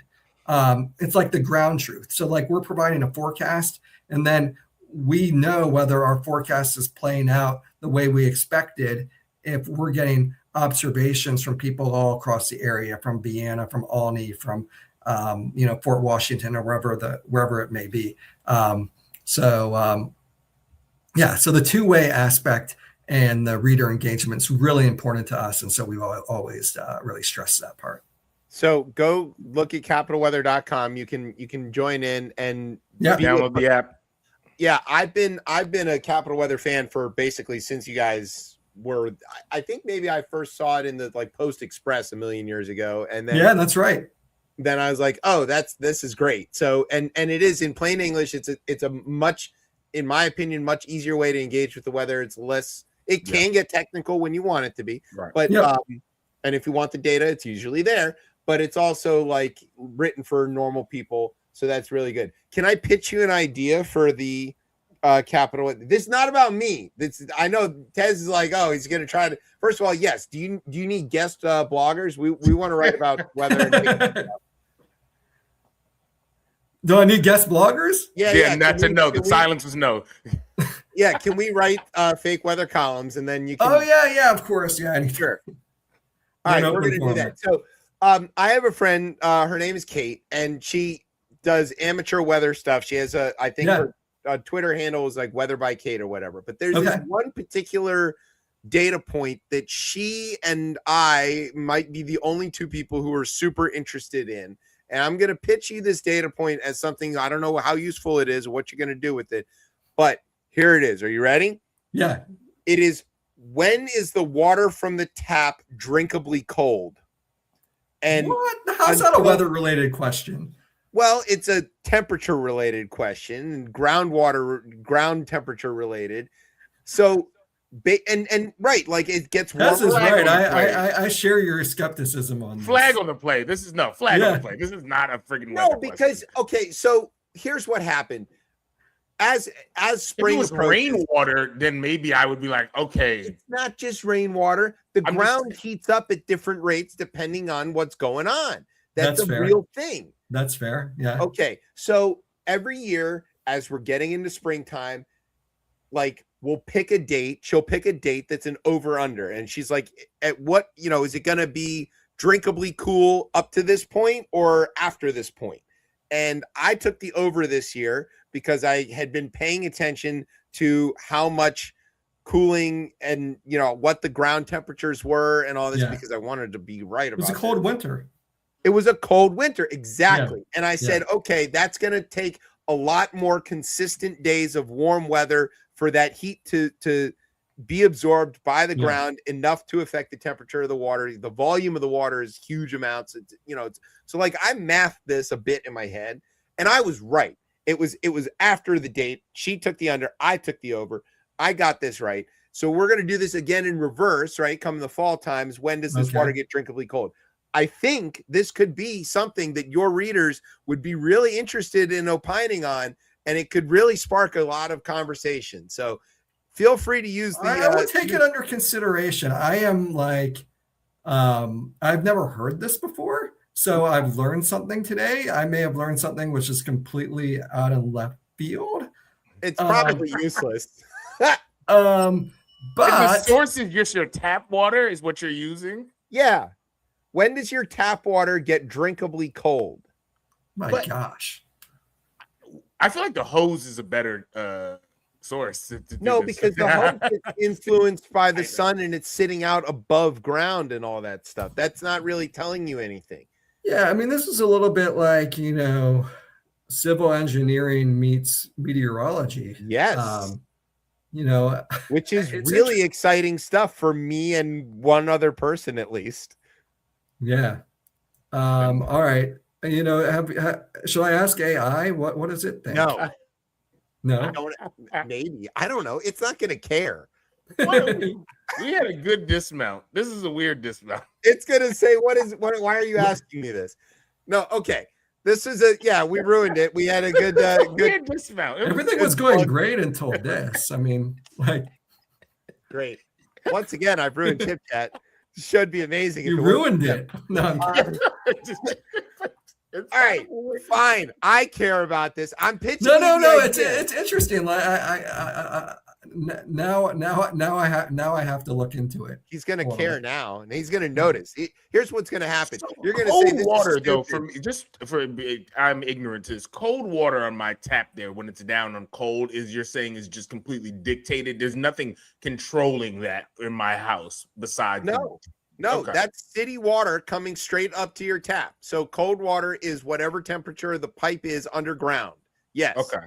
And there is a point at which the ground temperature is low enough that water comes out drinkably cold, that you don't need to add ice or refrigerate it to the point where you'd want to drink it. And predicting when that is, obviously there's other factors like how deep is your water service line, what it's drinkably cold right now with no ice. I think even but there's a difference. Okay. And you know it. And now that you're aware of this data point, you're never going to be able to not have it. So it's going to be sometime in like November, okay? Maybe about middle to late November. It's going to start to feel cold again. Yeah, you're going to fill up a glass and you're going to be like, "Oh, this is already cold." Okay. Chip was right. This is a thing I care about. And then you're going to write a blog post about it. And you're going to say, "Look, I was on this stupid show with this stupid." It's going to get 1 million page views. It's going to go viral. We'll make a TikTok video. Yeah, there you go. Yeah. Because everybody else is. And then you'll absorb ChipChat the same way. I'm just saying, it's not going to happen. Let me tell you that. Be ready for it. All right, fine. Jason, one more time, where can everybody read your stuff and follow you and all that kind of thing? They can get you on the capitalweather.com. We're on Twitter at Capital Weather, Facebook.com/Capital Weather, Capital Weather at Blue Sky. So, one thing we didn't talk about, I'll just mention really quickly, is we do have membership tiers. So there's like. Yes, good to talk. Yes, please. Yeah, how do we fund this? Yeah, so just really quick. So we have a free tier. And if you just sign up for the free tier, you'll get our forecast sent to your inbox each morning, and you can comment on the articles on our site. So basically, it gets you registration, access to basic stuff. We've got a couple of pay tiers. We have a basically an $8 a month or $75 a year friends tier, and that gets you access to our weekly insider newsletter, which is kind of our own in-depth insights on the weather that's happening in DC and elsewhere. And we also have a weekly insider chat in which we have basically a chat, an online chat session with our friend subscribers. And then we have one higher tier, which is our founder or sustainer tier, and that's $150 a year. So that's for the people who are really into it. But that gets you an ads-free experience on our website. It gets you all the stuff you get under the Friends, the insider chat, the insider newsletter, and it also gets you some swag and quarterly video call, where you get to talk to us. So anyways, different levels, and we appreciate all support, and even our free. We really appreciate even our free subscribers, because we have advertising on the site, and that's another line of revenue for us. So that helps sustain us and make this whole thing possible. Jason, we'll bully them now, like right now, listeners. All right, Yeah, go to the top fucking tier. Okay, we're gonna pay for this shit. Okay, 150. That's 3 cocktails on a given Saturday. All right, wherever you're at, wherever you're outside enjoying your. We're talking to you. We're talking to you who's listening right now. Tez is bullying you. Go to the top tier and keep this going. Because the only way we keep this going is by funding it. I believe. Thank you, Tez. That means a lot. And we appreciate all of our readers, and it's fun. And I'm fortunate to have like a great team working with me. We're all, we've all been working really hard on this, and we're really excited by the initial reception. People have been really kind and generous, and it's going well so far. And we hope we can sustain it. We hope we have some interesting weather to cover. So we'll see what happens. And if you donate enough, do you get to go on a ride along with Matt the next time he's chasing a tornado? Oh, that would be a good promotion. Yeah, that's a good promotion. Finally, smart. A good idea. Finally, I've got a good idea. Yeah. Yeah, that's a better one than the whole sort of like faucet thing. Should name the tier levels after different kinds of clouds. That would be cool too, right? It could be. We actually thought about that. Yeah. See. Yeah, I'm not. You're smart. You could be on our marketing team. See, look at that. Look at that. See, thank you. We appreciate it. All right, Jason, that was great. Thank you for saying such nice things about us. We really like that. That's our favorite part of the show. That's your favorite part. Okay. Right. Okay. Go to capitalweather.com. Please be a friend or higher level founding member. Founding level. Founder. Yes. You want to get in on the ground floor before they're too cool to talk to us. Yeah. Yep. Jason, will you come back in around the winter time to tell us what's going to happen with the snow and all that stuff? Yeah, it's going to be an interesting winter. We're looking at maybe our biggest El Nino on record, off the chart. So, it's totally a wild card as to like what this winter is going to look like. It could be epic, or it could be like a big fail, because like with all that, El Nino pumps a lot of heat into the system, so it can mean just like a lot of rain, but it also can mean some big storms. And so if there's just enough cold air, it can be really interesting. So all right, well, stay tuned. We'll be paying attention to that. I'm British. Also, I love rain. If the Gulf Stream is about to shut off, can you tell us first? God, that yes. would be really good to know. We can't trust you then, Tess, if you're British. I know. Exactly true. I was listening to your opening comments about the World Cup. So God, yeah. If his family's about to freeze, if the Gulf Stream cuts off, then yeah, North London is going to become the northern wasteland. Yeah, uninhabitable. Hey, we're scaring people again. You talk bunch of Gunners fans anyway. Nobody cares about them. All right, we're gonna take a break. Jason, thank you for hanging out. Thank you, appreciate it. This is great. And we'll be hopefully we'll see you soon. All right, I enjoyed it. It's cooler than you think after November. All right, take care. Thanks. We're sorry. All right, we're gonna take a break. That was Jason Samenow from CapitalWeather.com. We're ChipChat from Beltway Radio. Whatever. We'll see you later. Bye. Faucet water.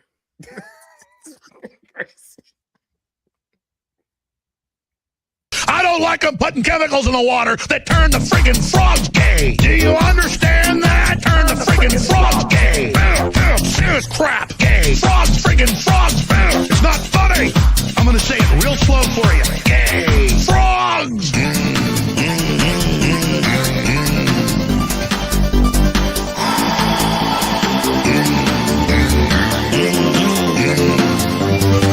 Won't you fight for your life? Gay. Frogs, friggin' frogs. I don't like a frog.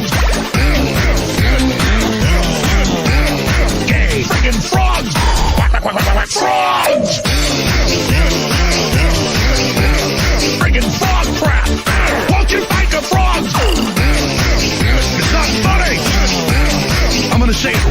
for you.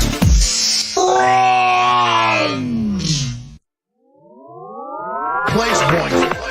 All right, so we're back with our clip game. Yes. This is the chip clip game. Yes. And our game master Brian, our esteemed super producer, who won an award for that, didn't you, Brian? Yes, I did. I want a nice white belt. It's oh god, I didn't buy the belts. Take that up with the 420 guys. But yeah. So and we've got a score. All right. So on the Ip Clip Georgia score, you can see it's 1-1 after the first half. That's gonna be a random thing I say this year. The Ip Clip Georgia game. Ip Clip Georgia. All right, so and wait, hold on. Then it just flipped back to clip game. That's funny as shit.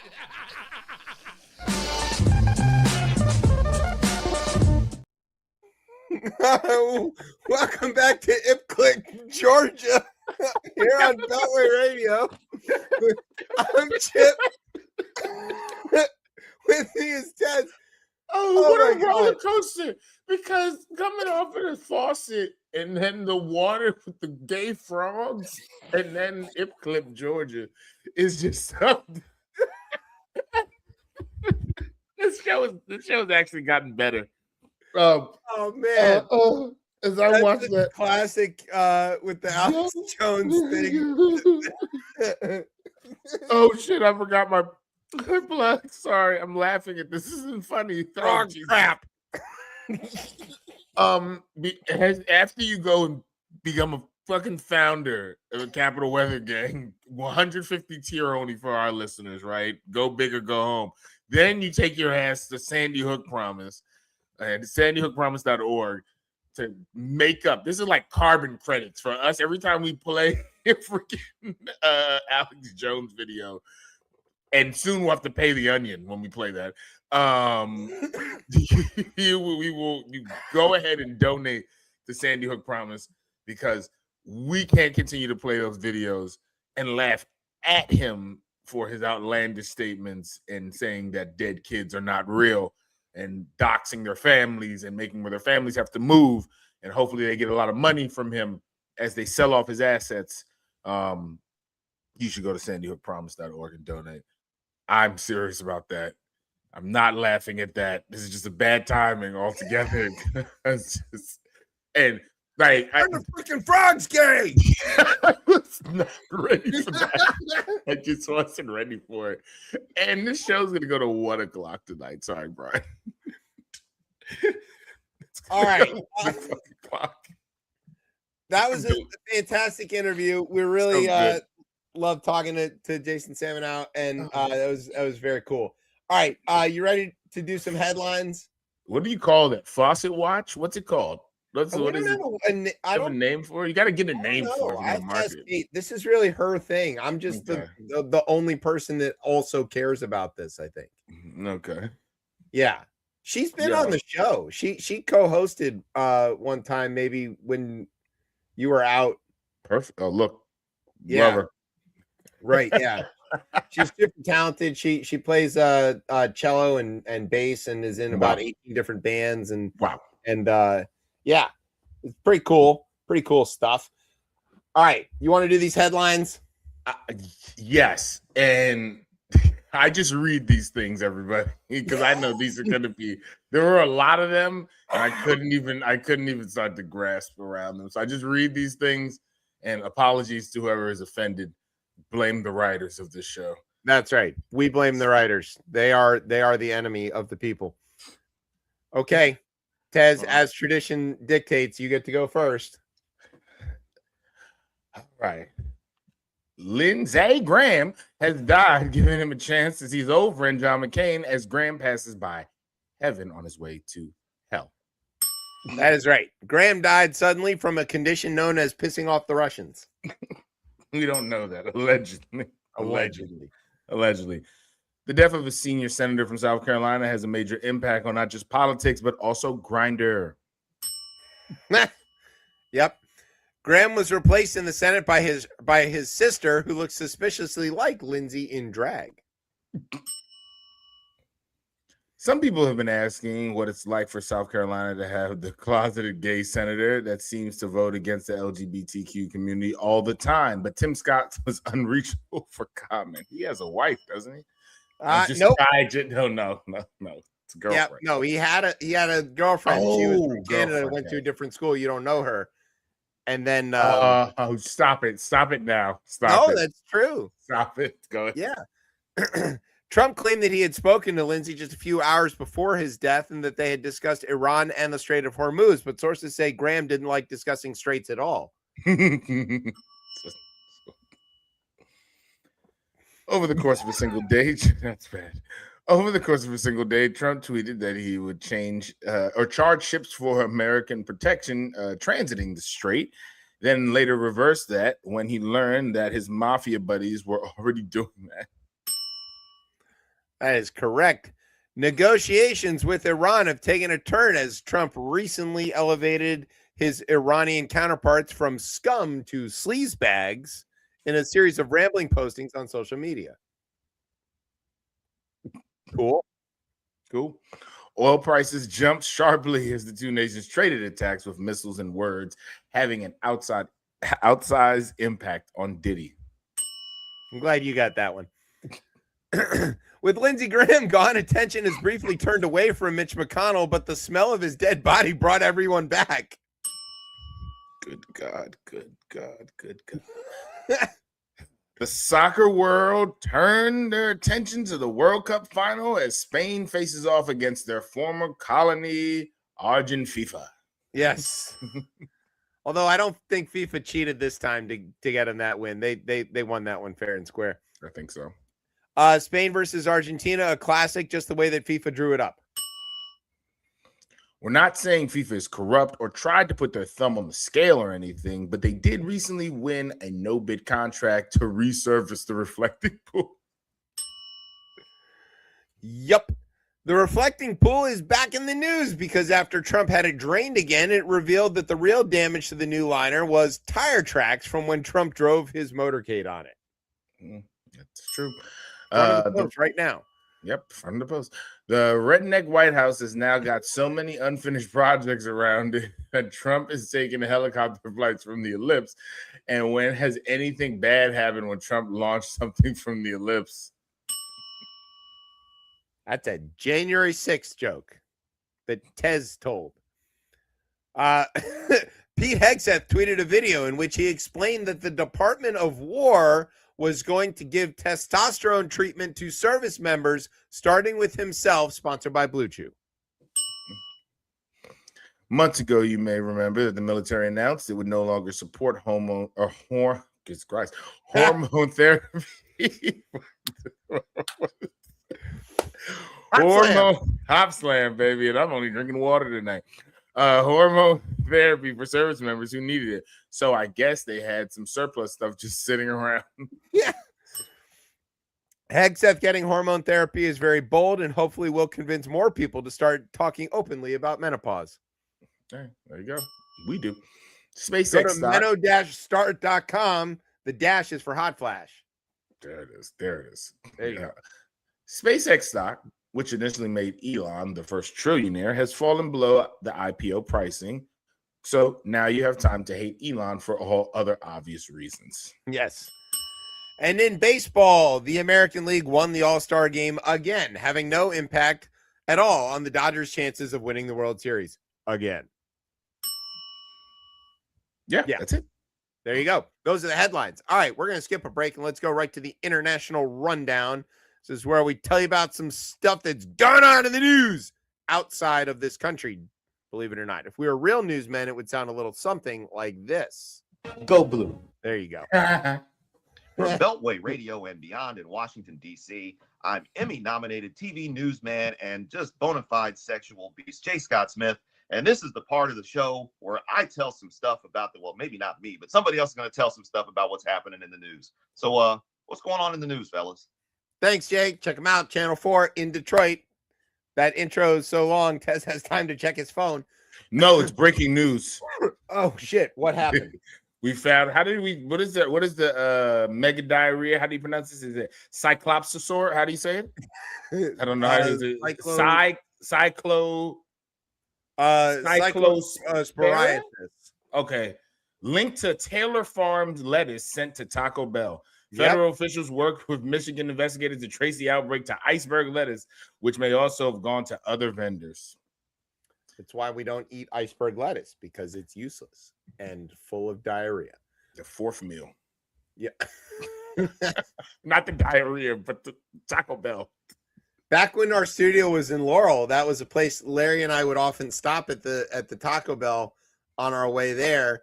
And one of the funny things that we would do is they would ask for a name, right, when you give the order, and Right. so they can call it.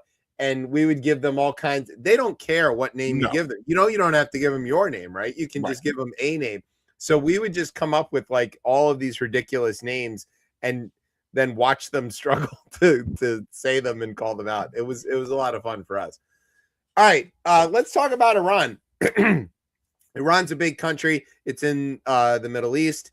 It's got 90 some odd million people in it, and it borders along it has a coast. It has two coasts, but it has one coast that is along a piece of the Persian Gulf.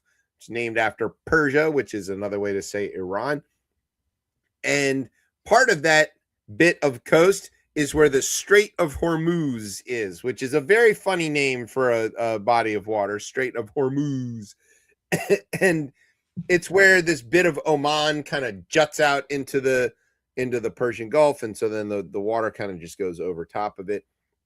It's a good pinch point if you are playing like some sort of strategic game and trying to trap everything up in one side or keep anything from going through, because it's easy to manage from a military or strategic perspective, right? And for a very long time, everybody just assumed this meant that this is wide open. I mean, it's not wide open, but that it's a place that you got to navigate, but it's otherwise like this is just open water. Everybody transits through here. Nobody owns it. It's just an open piece of ocean. And then the dumbest president we've ever had decides to start a war with Iran for no reason. And yeah, the Iranians are like, fuck that noise. We're going to close this very, very small bit of previously for thousands of years open water. Right. And Trump's like, hey, wait a minute. I didn't think you could do that. And the Iranians were like, your own people told you that this was a possibility. We told them we were going to do this if you do anything. We told you that, remember? And he's going to be like, I don't remember anything. I have a perfect score. You should look at my cognitive test. I had an MRI. It's fantastic. And so they closed it. And now we've just been for months now back and forth where Trump says it's open. The Iranians are like, no, it's not. And he goes, yeah, it is. And they go ahead and try it. And then some ship goes through there and they shoot at it. And then Trump shoots at them. And then they shoot back at our Gulf allies, who are now very much regretting being our Gulf allies. And then Trump shoots back. This has been going on now since February. And I see no measurable progress. We come on here every week and we could just copy and paste the same thing every week. Nothing changes here. The U.S. and Iran traded intense barrages of strikes on Wednesday, that's yesterday, as both sides escalated their rhetoric with no immediate off-ramp evident. Of course, it's not an off-ramp, it's at sea. U.S. forces launched waves of attack early Wednesday and overnight, which the U.S. Central Command said hit dozens of military targets near the Strait of Hormuz and Iran's coast along disputed waterways. Iran, meanwhile, launched strikes at places where there's U.S. military bases, including Kuwait, Bahrain, and Jordan. Speaking at a ceremony in Tehran Wednesday, Iranian Foreign Ministry spokesman, Ismail Bakai, I don't know, he's Persian, addressed the status of the Memorandum of Understanding, which is long since passed. There's no understanding here. Said that Iranian quote, fighters will respond with force and power to U.S. aggression and are prepared to defend every inch of the nation's territory. So then Trump was like, oh, yeah, I'm going to fucking blow up I'm going to commit war crimes. Now, he had threatened to do the war crime thing before, and then he didn't. And why? Because he's a bitch? I don't know. Like, he tacoed out. This isn't the type of war he wants. I mean, it's just very odd he's in this because, and I mean, it's not so much.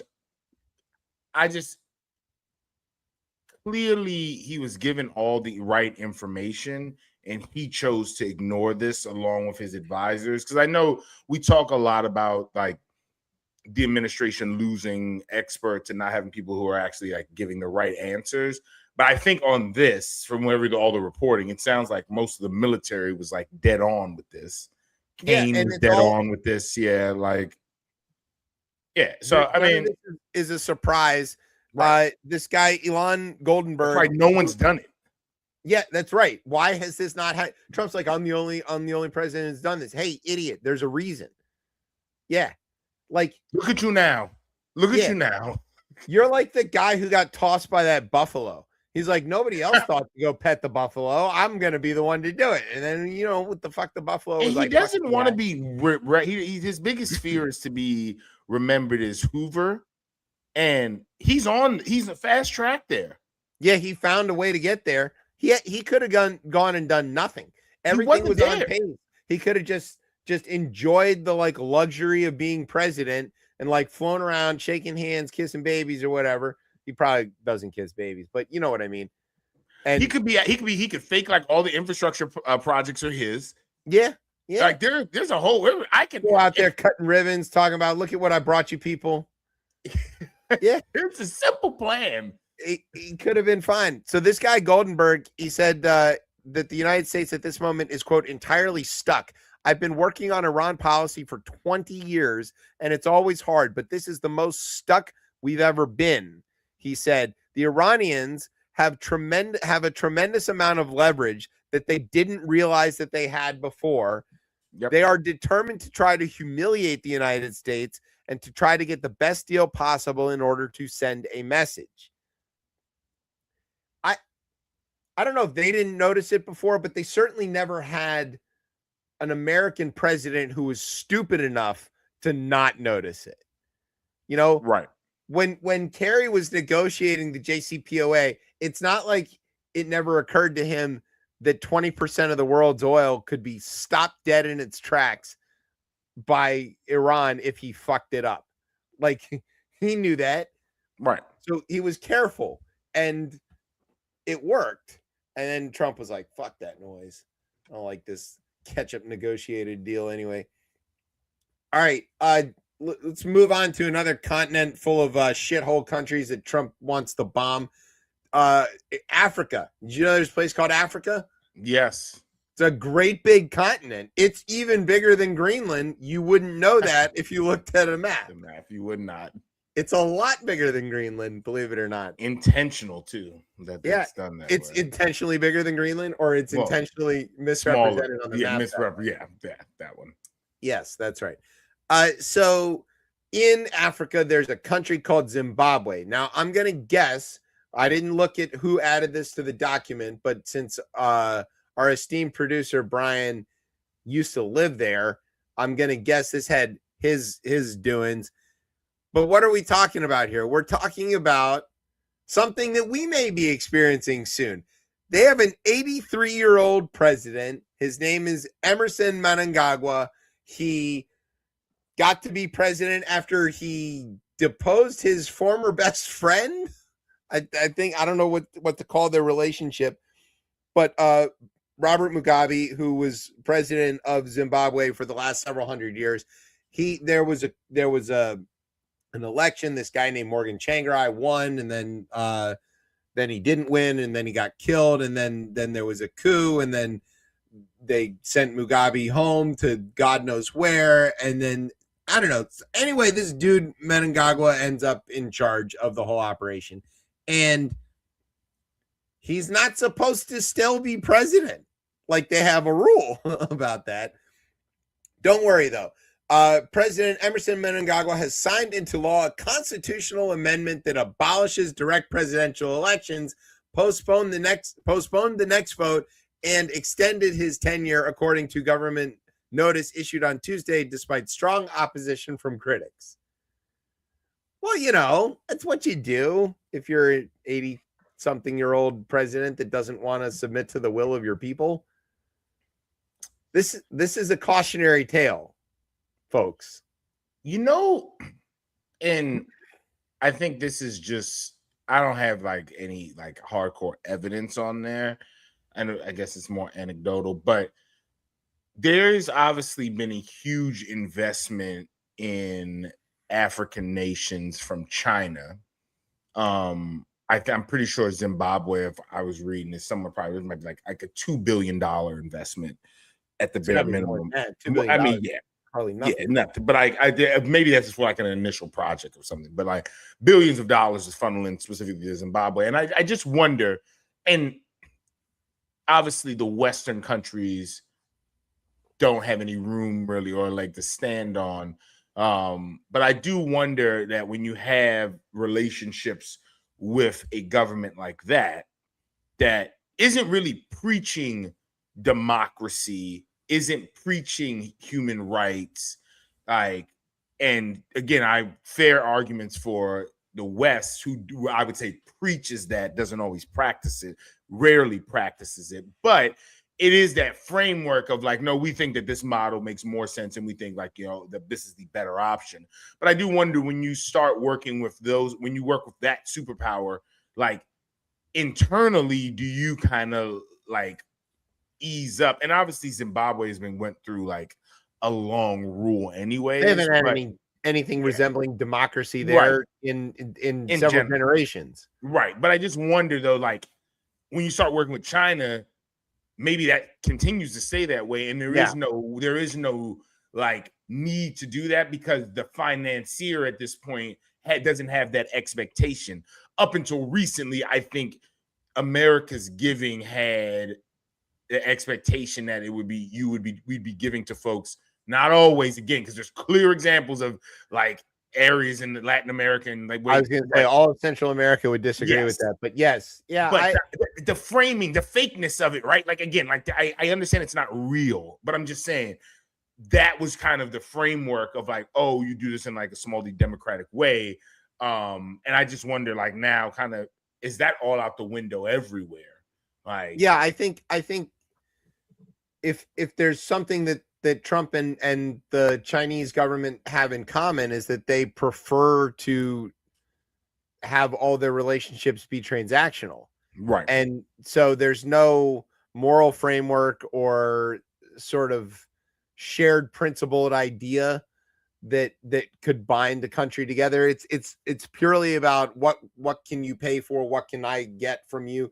And the Chinese have openly talked about one of their great strengths in their ability to do large projects, to move mountains, literally to move mountains, to leap ahead in climate, to leap ahead in electric vehicles, solar panel production, all kinds of things, has been the lack of democracy gumming up the works. Right. And if you've ever go look at here's your chance to see democracy in action. And I don't mean like in the process of action. I mean in action of democracy.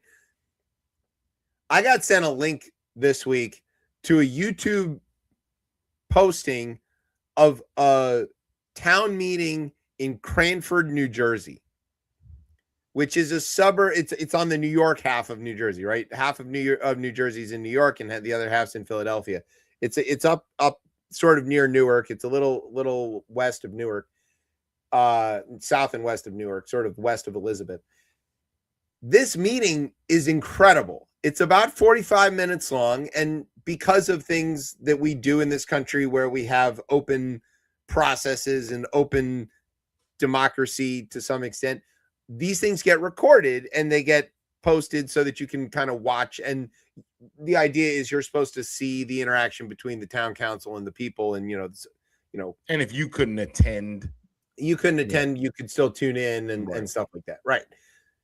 Instead, this takes an incredible turn. I'm not going to spoil it for you what it does at all, but you definitely need to just go to YouTube and look up Cranford, New Jersey, and click the official one. Don't look at any of the reaction videos or any of that. Just click the official one and get cozy and watch for 44 minutes and some odd seconds what democracy looks like. This is what democracy looks like. This is what democracy looks like.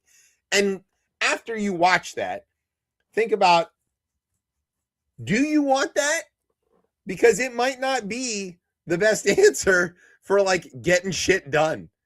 And I could see, to your point, if the Chinese are making their investments, maybe part of that comes along with, and we want to make sure that our investment is cared for. They can pick and choose the leaders, or they can pick and choose the amount of democracy, or they can, at the sort of low end of the scale, they don't even bother to mention it. Right. You're under no obligation to even pay lip service to this. We just want to extract your shit and get your cobalt or whatever. And here's a bridge. Here's a bridge. Yeah. You wanted this road? Okay. A super fast bridge and road we built in like 30 days. Yeah, with Temu products. Yeah. Right. It's made out of lead. The kids built it. It's great. Sure. All right. Let's talk about business here in America. I'm going to tee this up, and you're going to explain this all to everybody and what all this means. But there is this thing going on where Warner Brothers, which owns a lot of stuff, right? We're basically things that people know about, that they care about. HBO, CNN, Harry Potter, I think, maybe TV, right? Yeah, it's a lot of stuff, right? The Looney Tunes, all of these things. Warner Brothers is not interested in running itself anymore. I don't know that they're having finance issues or anything like that. They just don't want to do it. And so they announced that they were kind of up for sale, and two big outfits went after them. One was Netflix, and some people were very excited about that. They're like, oh, now I don't need to have two subscriptions to HBO and Netflix. We can just, get it all together. And the prestige TV people were all into that or whatever.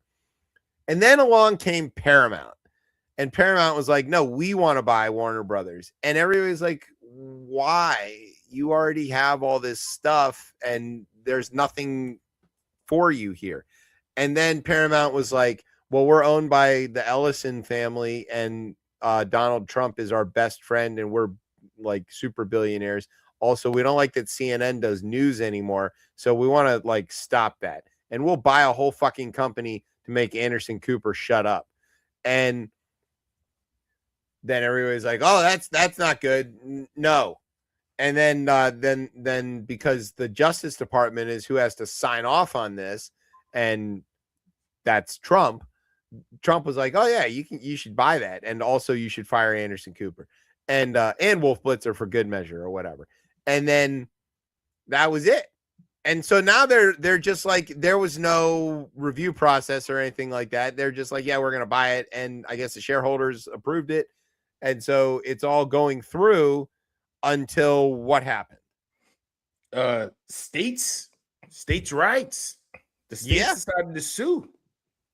Yeah, look at this. led by California. I mean, smooth prosecutor. Who is this guy? Rob Bonta. Rob Bonta here. Yeah, but to quote him, California AG, by the way. Yes, the unlawful merger of these two entertainment behemoths would lead to higher prices, lower quality, and less content and for film and television, harming movie theaters, basic cable distributors, and ultimately audiences on every sofa and movie theater seat in the U.S. End quote from California AG Rob Bonta. Yeah, and Paramount obviously comes back and accused the Attorney General here getting both the facts and antitrust law wrong, and warned that the lawsuit would bring its own pain.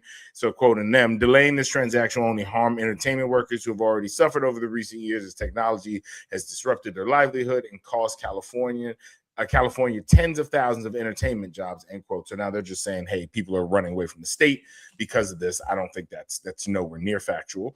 That's not the reason that people are moving away. California is the 5th largest economy in the world by itself. Exactly. Just by itself, right? By itself. Yeah. And yeah, I mean, you even have in here, right? You mentioned the Ellison family, right? Where Dave is the son, right? Yeah, who owns Larry's the father, guy who started Oracle and became a billionaire. And his son Dave runs Paramount. But yeah, you have like Trump, right, on here, quote, we're trying to have CNN go on a normal path, end quote. So that's what he told Tapper after an interview about Lindsey Graham. Yeah, I think it's interesting to see states kind of come out against this. I'm interested to see where that goes, because at the end of the day, to me, like the DOJ still has control, right, over approving these mergers. And like, let's just say it goes to the Supreme Court. Do they get to a point where they turn this down and say that the states don't have any standing here? Like, I don't know. I don't know that it's a standing problem, but states have done this frequently, right? It's either Republican states or Democratic states, depending on who's in the White House, will, if they don't like the way that federal law is being applied to a given situation, they can go to court and ask for relief in sort of forcing the feds to do their job. And I don't know what the success rate of that is. I don't think it's very high, but I don't think that's really the point. I think that the idea here is to raise the attention level on this, because, you know, the business side of it is what it is. I don't think it's, you know, the question of competition or whether it's fair to do a merger is so subjective in any case. It's hard to know. Yeah, but we know that more of the, like, we've watched the price. Let's just take streaming as just that example. We've watched there become an increase in pricing. And I wouldn't say the content at all has gotten any better. I'll give an example. I've used DirecTV Stream now since 2015, 16. And for the main reason, it was the only thing that had Masson at that point, like outside, like for streaming service, like all the other ones didn't have it. And that was my main reason. But I watched that go probably from like $35 to, I think it's at $135 now. Yeah. And that's drastic over a 10-year period, especially to say like the actual service hasn't gotten any better. I don't think I've gotten any better, like channels. And I would say a lot of that I've watched because it's a DirecTV property. DirecTV has fell under AOL Time Warner at that point. And like every one of those changes, as they have went back and forth and either like expanded or contracted, I have watched the prices of these continuously go up. And I do think right now there is like, we are suffering in this country. Like, obviously we have this one type of con that is running the country right now, and he needs to be stopped. But specifically around these mergers, someone needs to call up that other con and like bring her back. Because I do think she had a proper approach to this. And a full-on, and not just here in the tech sector as well, too, where I think things need to be split up. And I think the reason is, I think we use Microsoft, obviously, as that big example. That's probably the biggest case in our generation, right, that we've had. But you don't have some of the emerging technologies, I say specifically a Google, without that case, without them stripping Internet Explorer out. And I think we're doing ourselves a disservice for progress. And maybe there's a whole different conversation around like endless growth and things of that nature. But progress and innovation, I think, is stymied in this country sometimes because we don't actually enforce. Like, antitrust is a good thing. That's a good thing that the government should be doing, because again, we know this is a free market, but it's almost they're trying to protect the free market, right? it's Well, that's theoretically the role of the DOJ in terms of antitrust law in general, is that they're supposed to be looking out for the consumers and protecting the free market from what would otherwise be unfettered. Concentration of everything in one basket, I guess. Yeah, and you know, you learn this right in basic history or social studies class or whatever, that how do you get to, you know, you look at the history of the robber barons and the railroads and all this stuff, that if you buy up everything, you can tank your prices to drive your competitors out of a market, and then you can buy up all their stuff, and then you can raise the prices and everybody's at the mercy and all of this stuff. The argument with the streaming or with content providers in general is that it's a fragmented media market, and people maybe don't care very much about one particular TV channel or movie franchise or whatever, and that they're all distracted watching TikTok or God knows what else. And so, you know, they're struggling to be profitable. That's a fairly cogent argument too, I would say, because they are struggling. Well, the studios are struggling to be profitable. The writers are struggling to be profitable. There's this endless amount of content out there and an endless number of eyeballs, and nobody can figure out a way to make any decent amount of money at it without taking from the consumers in some way or another. Brian watches a lot of this stuff. What do you think, Brian? Well, the main reason I put this out there, because like you said, this merger, this is Warner's fourth attempt of being merged into something that I felt like you said earlier, is like, why can't you be on your own? You're 100 years old, you can thrive, you know, you got all this content, you're able to do a lot of movies and television shows and stuff like that, but somehow you've been crying and whining that you're broke, which I don't get.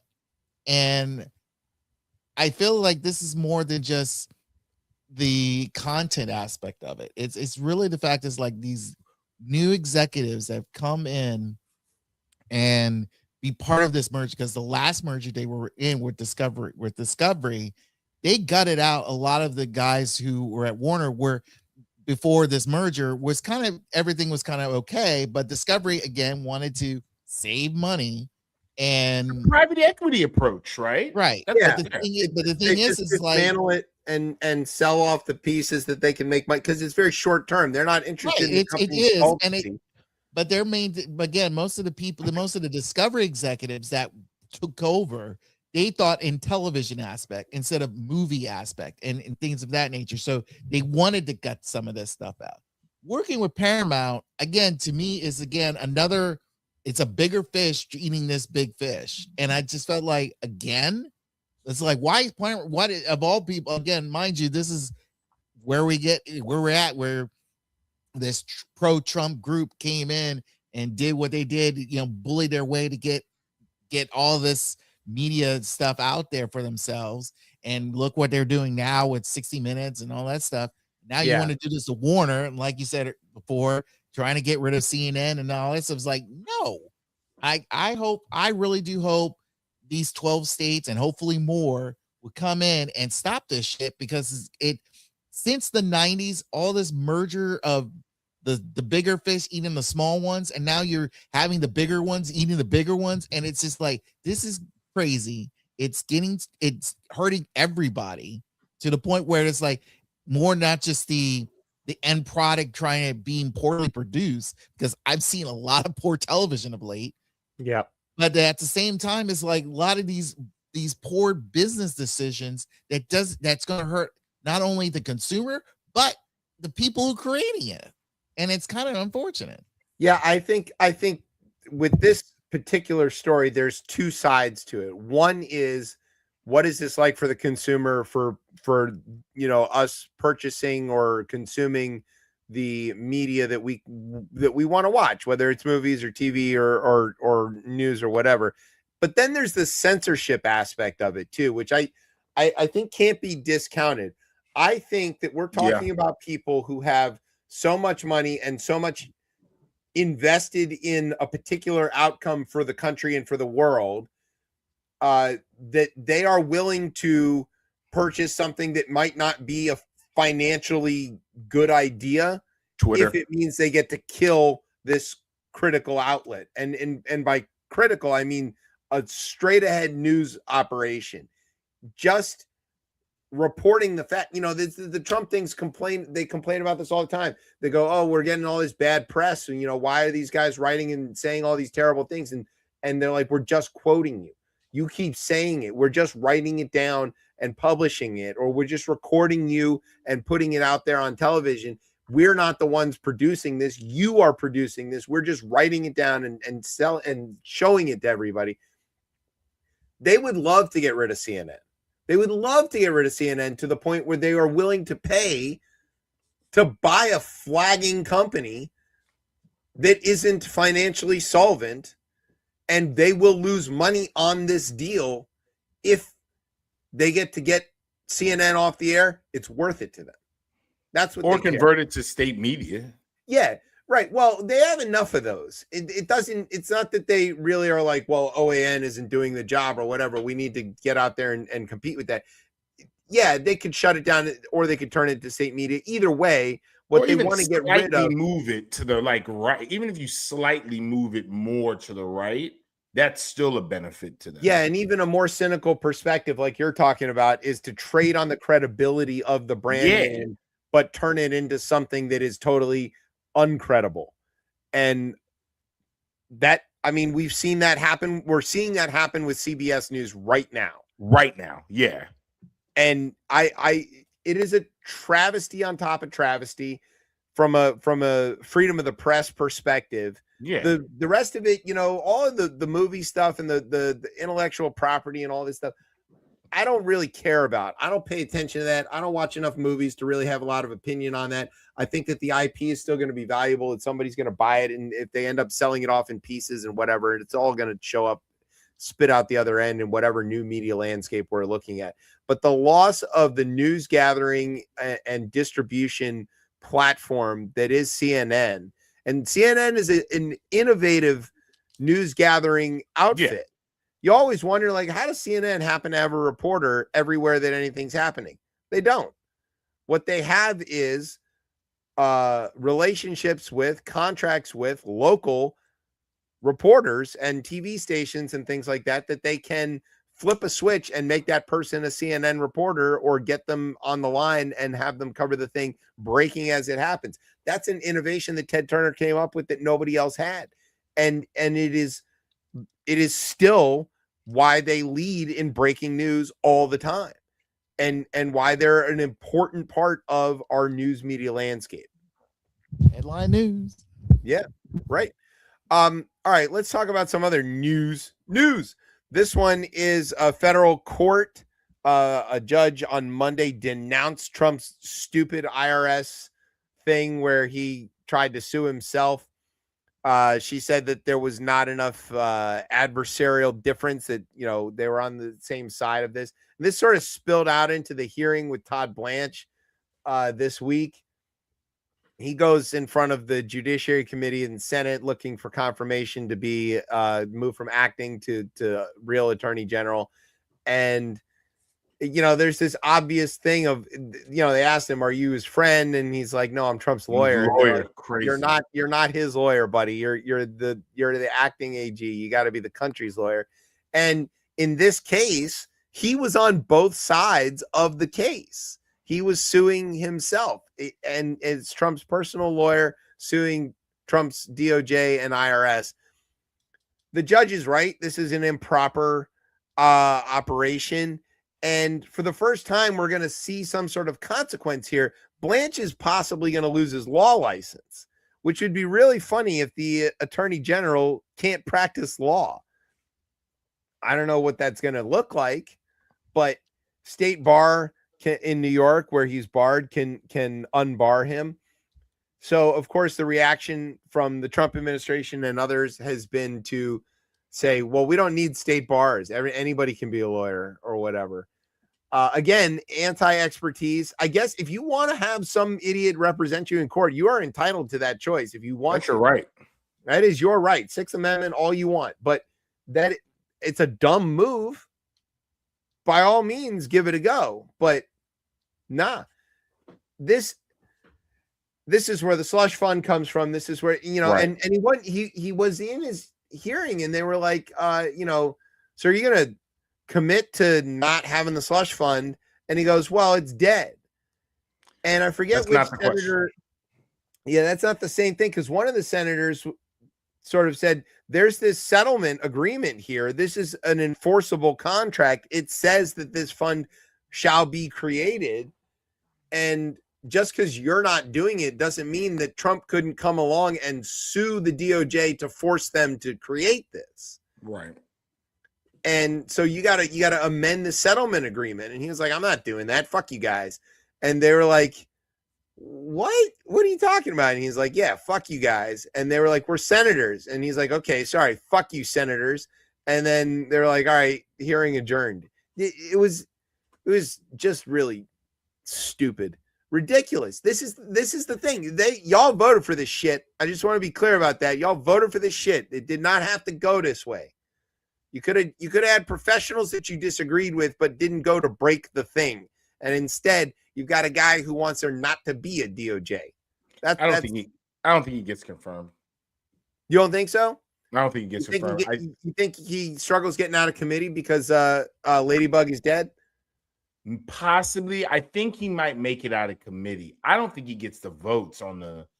I don't think he gets the full. Well, Mitch isn't there to vote for him because he's dead. Stop it. And Murkowski, we don't know. He's not on there. Murkowski's a no. Collins is a concerned, but probably yes. Yes, as always. Yeah. So I don't know. I don't think this. I mean, because I think the same reason why Donald Trump wants him might be some of the reasons that he doesn't get confirmed. Like some of those extreme ones. I think there's you think like Rand Paul or yeah. I think there's bipartisan frustration with the whole Jerome Powell shit in that. The YOLO caucus could matter, right? Murkowski's going to be probably a no, but you got Cornyn who's pissed off at Trump and might just be looking for a way to strike back. Cassidy, same deal. Yeah. Yeah. Okay. I'm sorry, guys. It's the wrong thing. Yeah.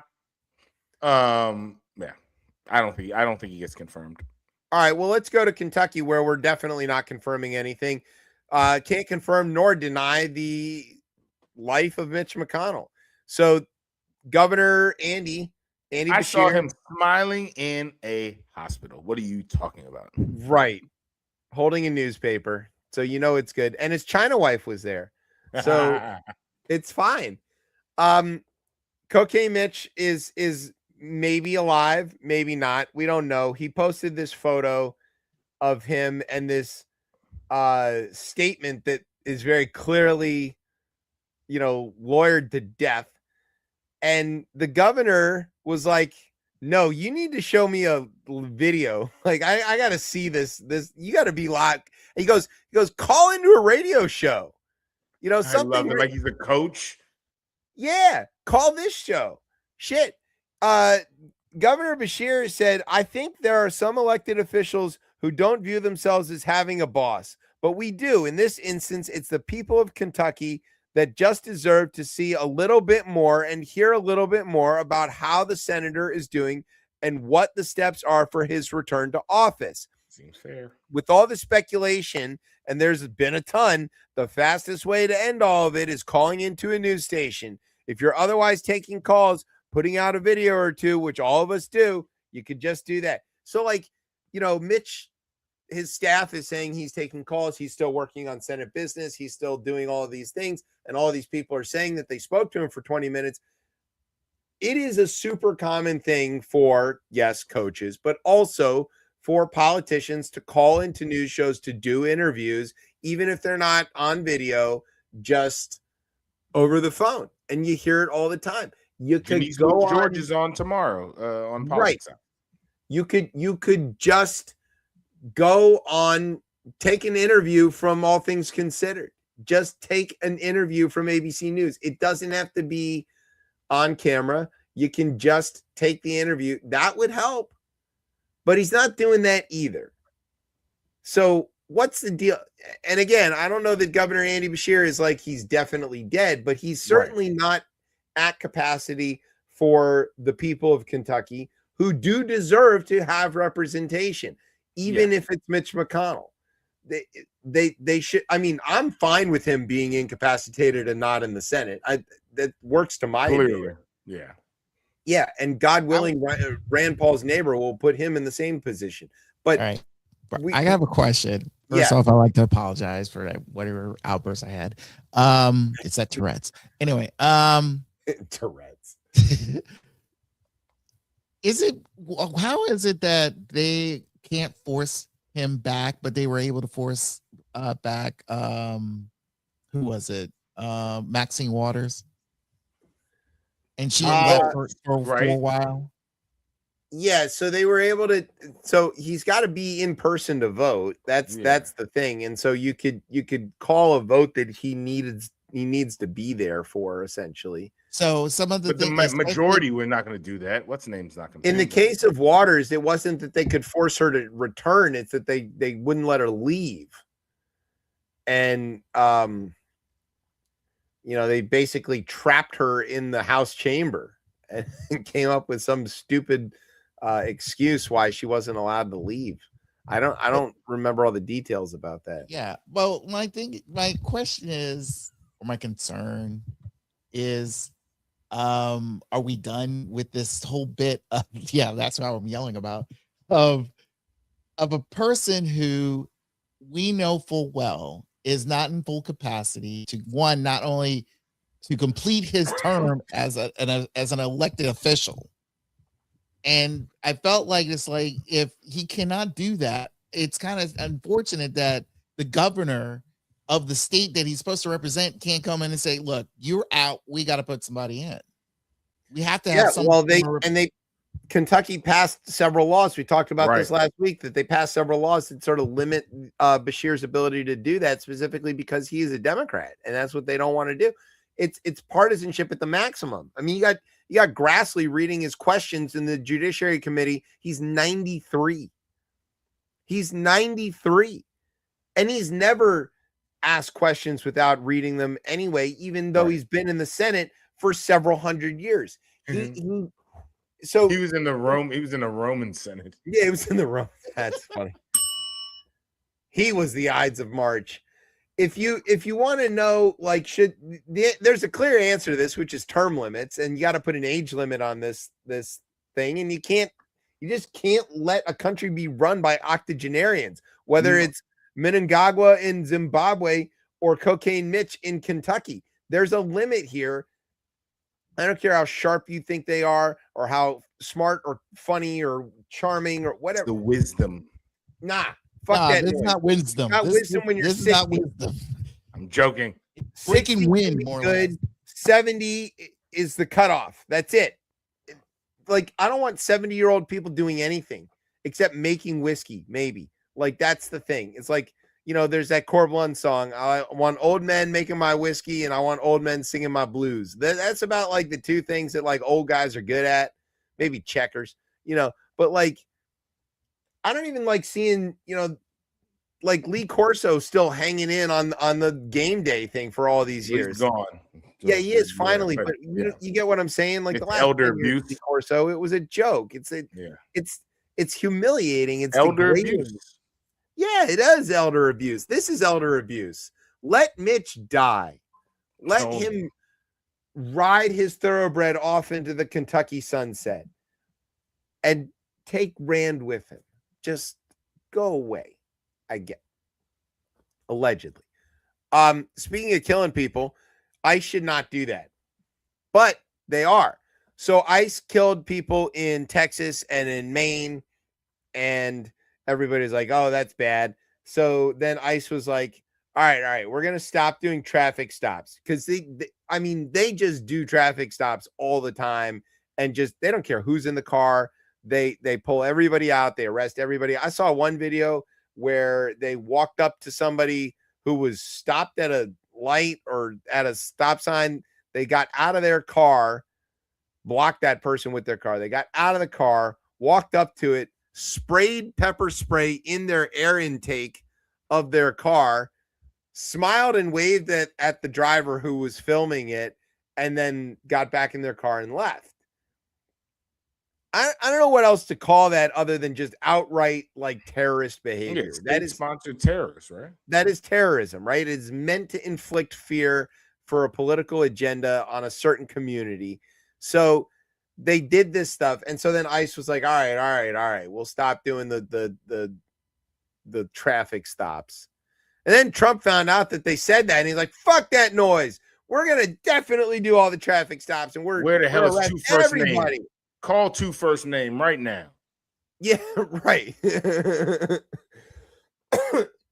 he just says he's stuck in this position where like the deportations and the tactics of ICE are vastly unpopular, even among some of his voters. But he has this mandate to deport everybody.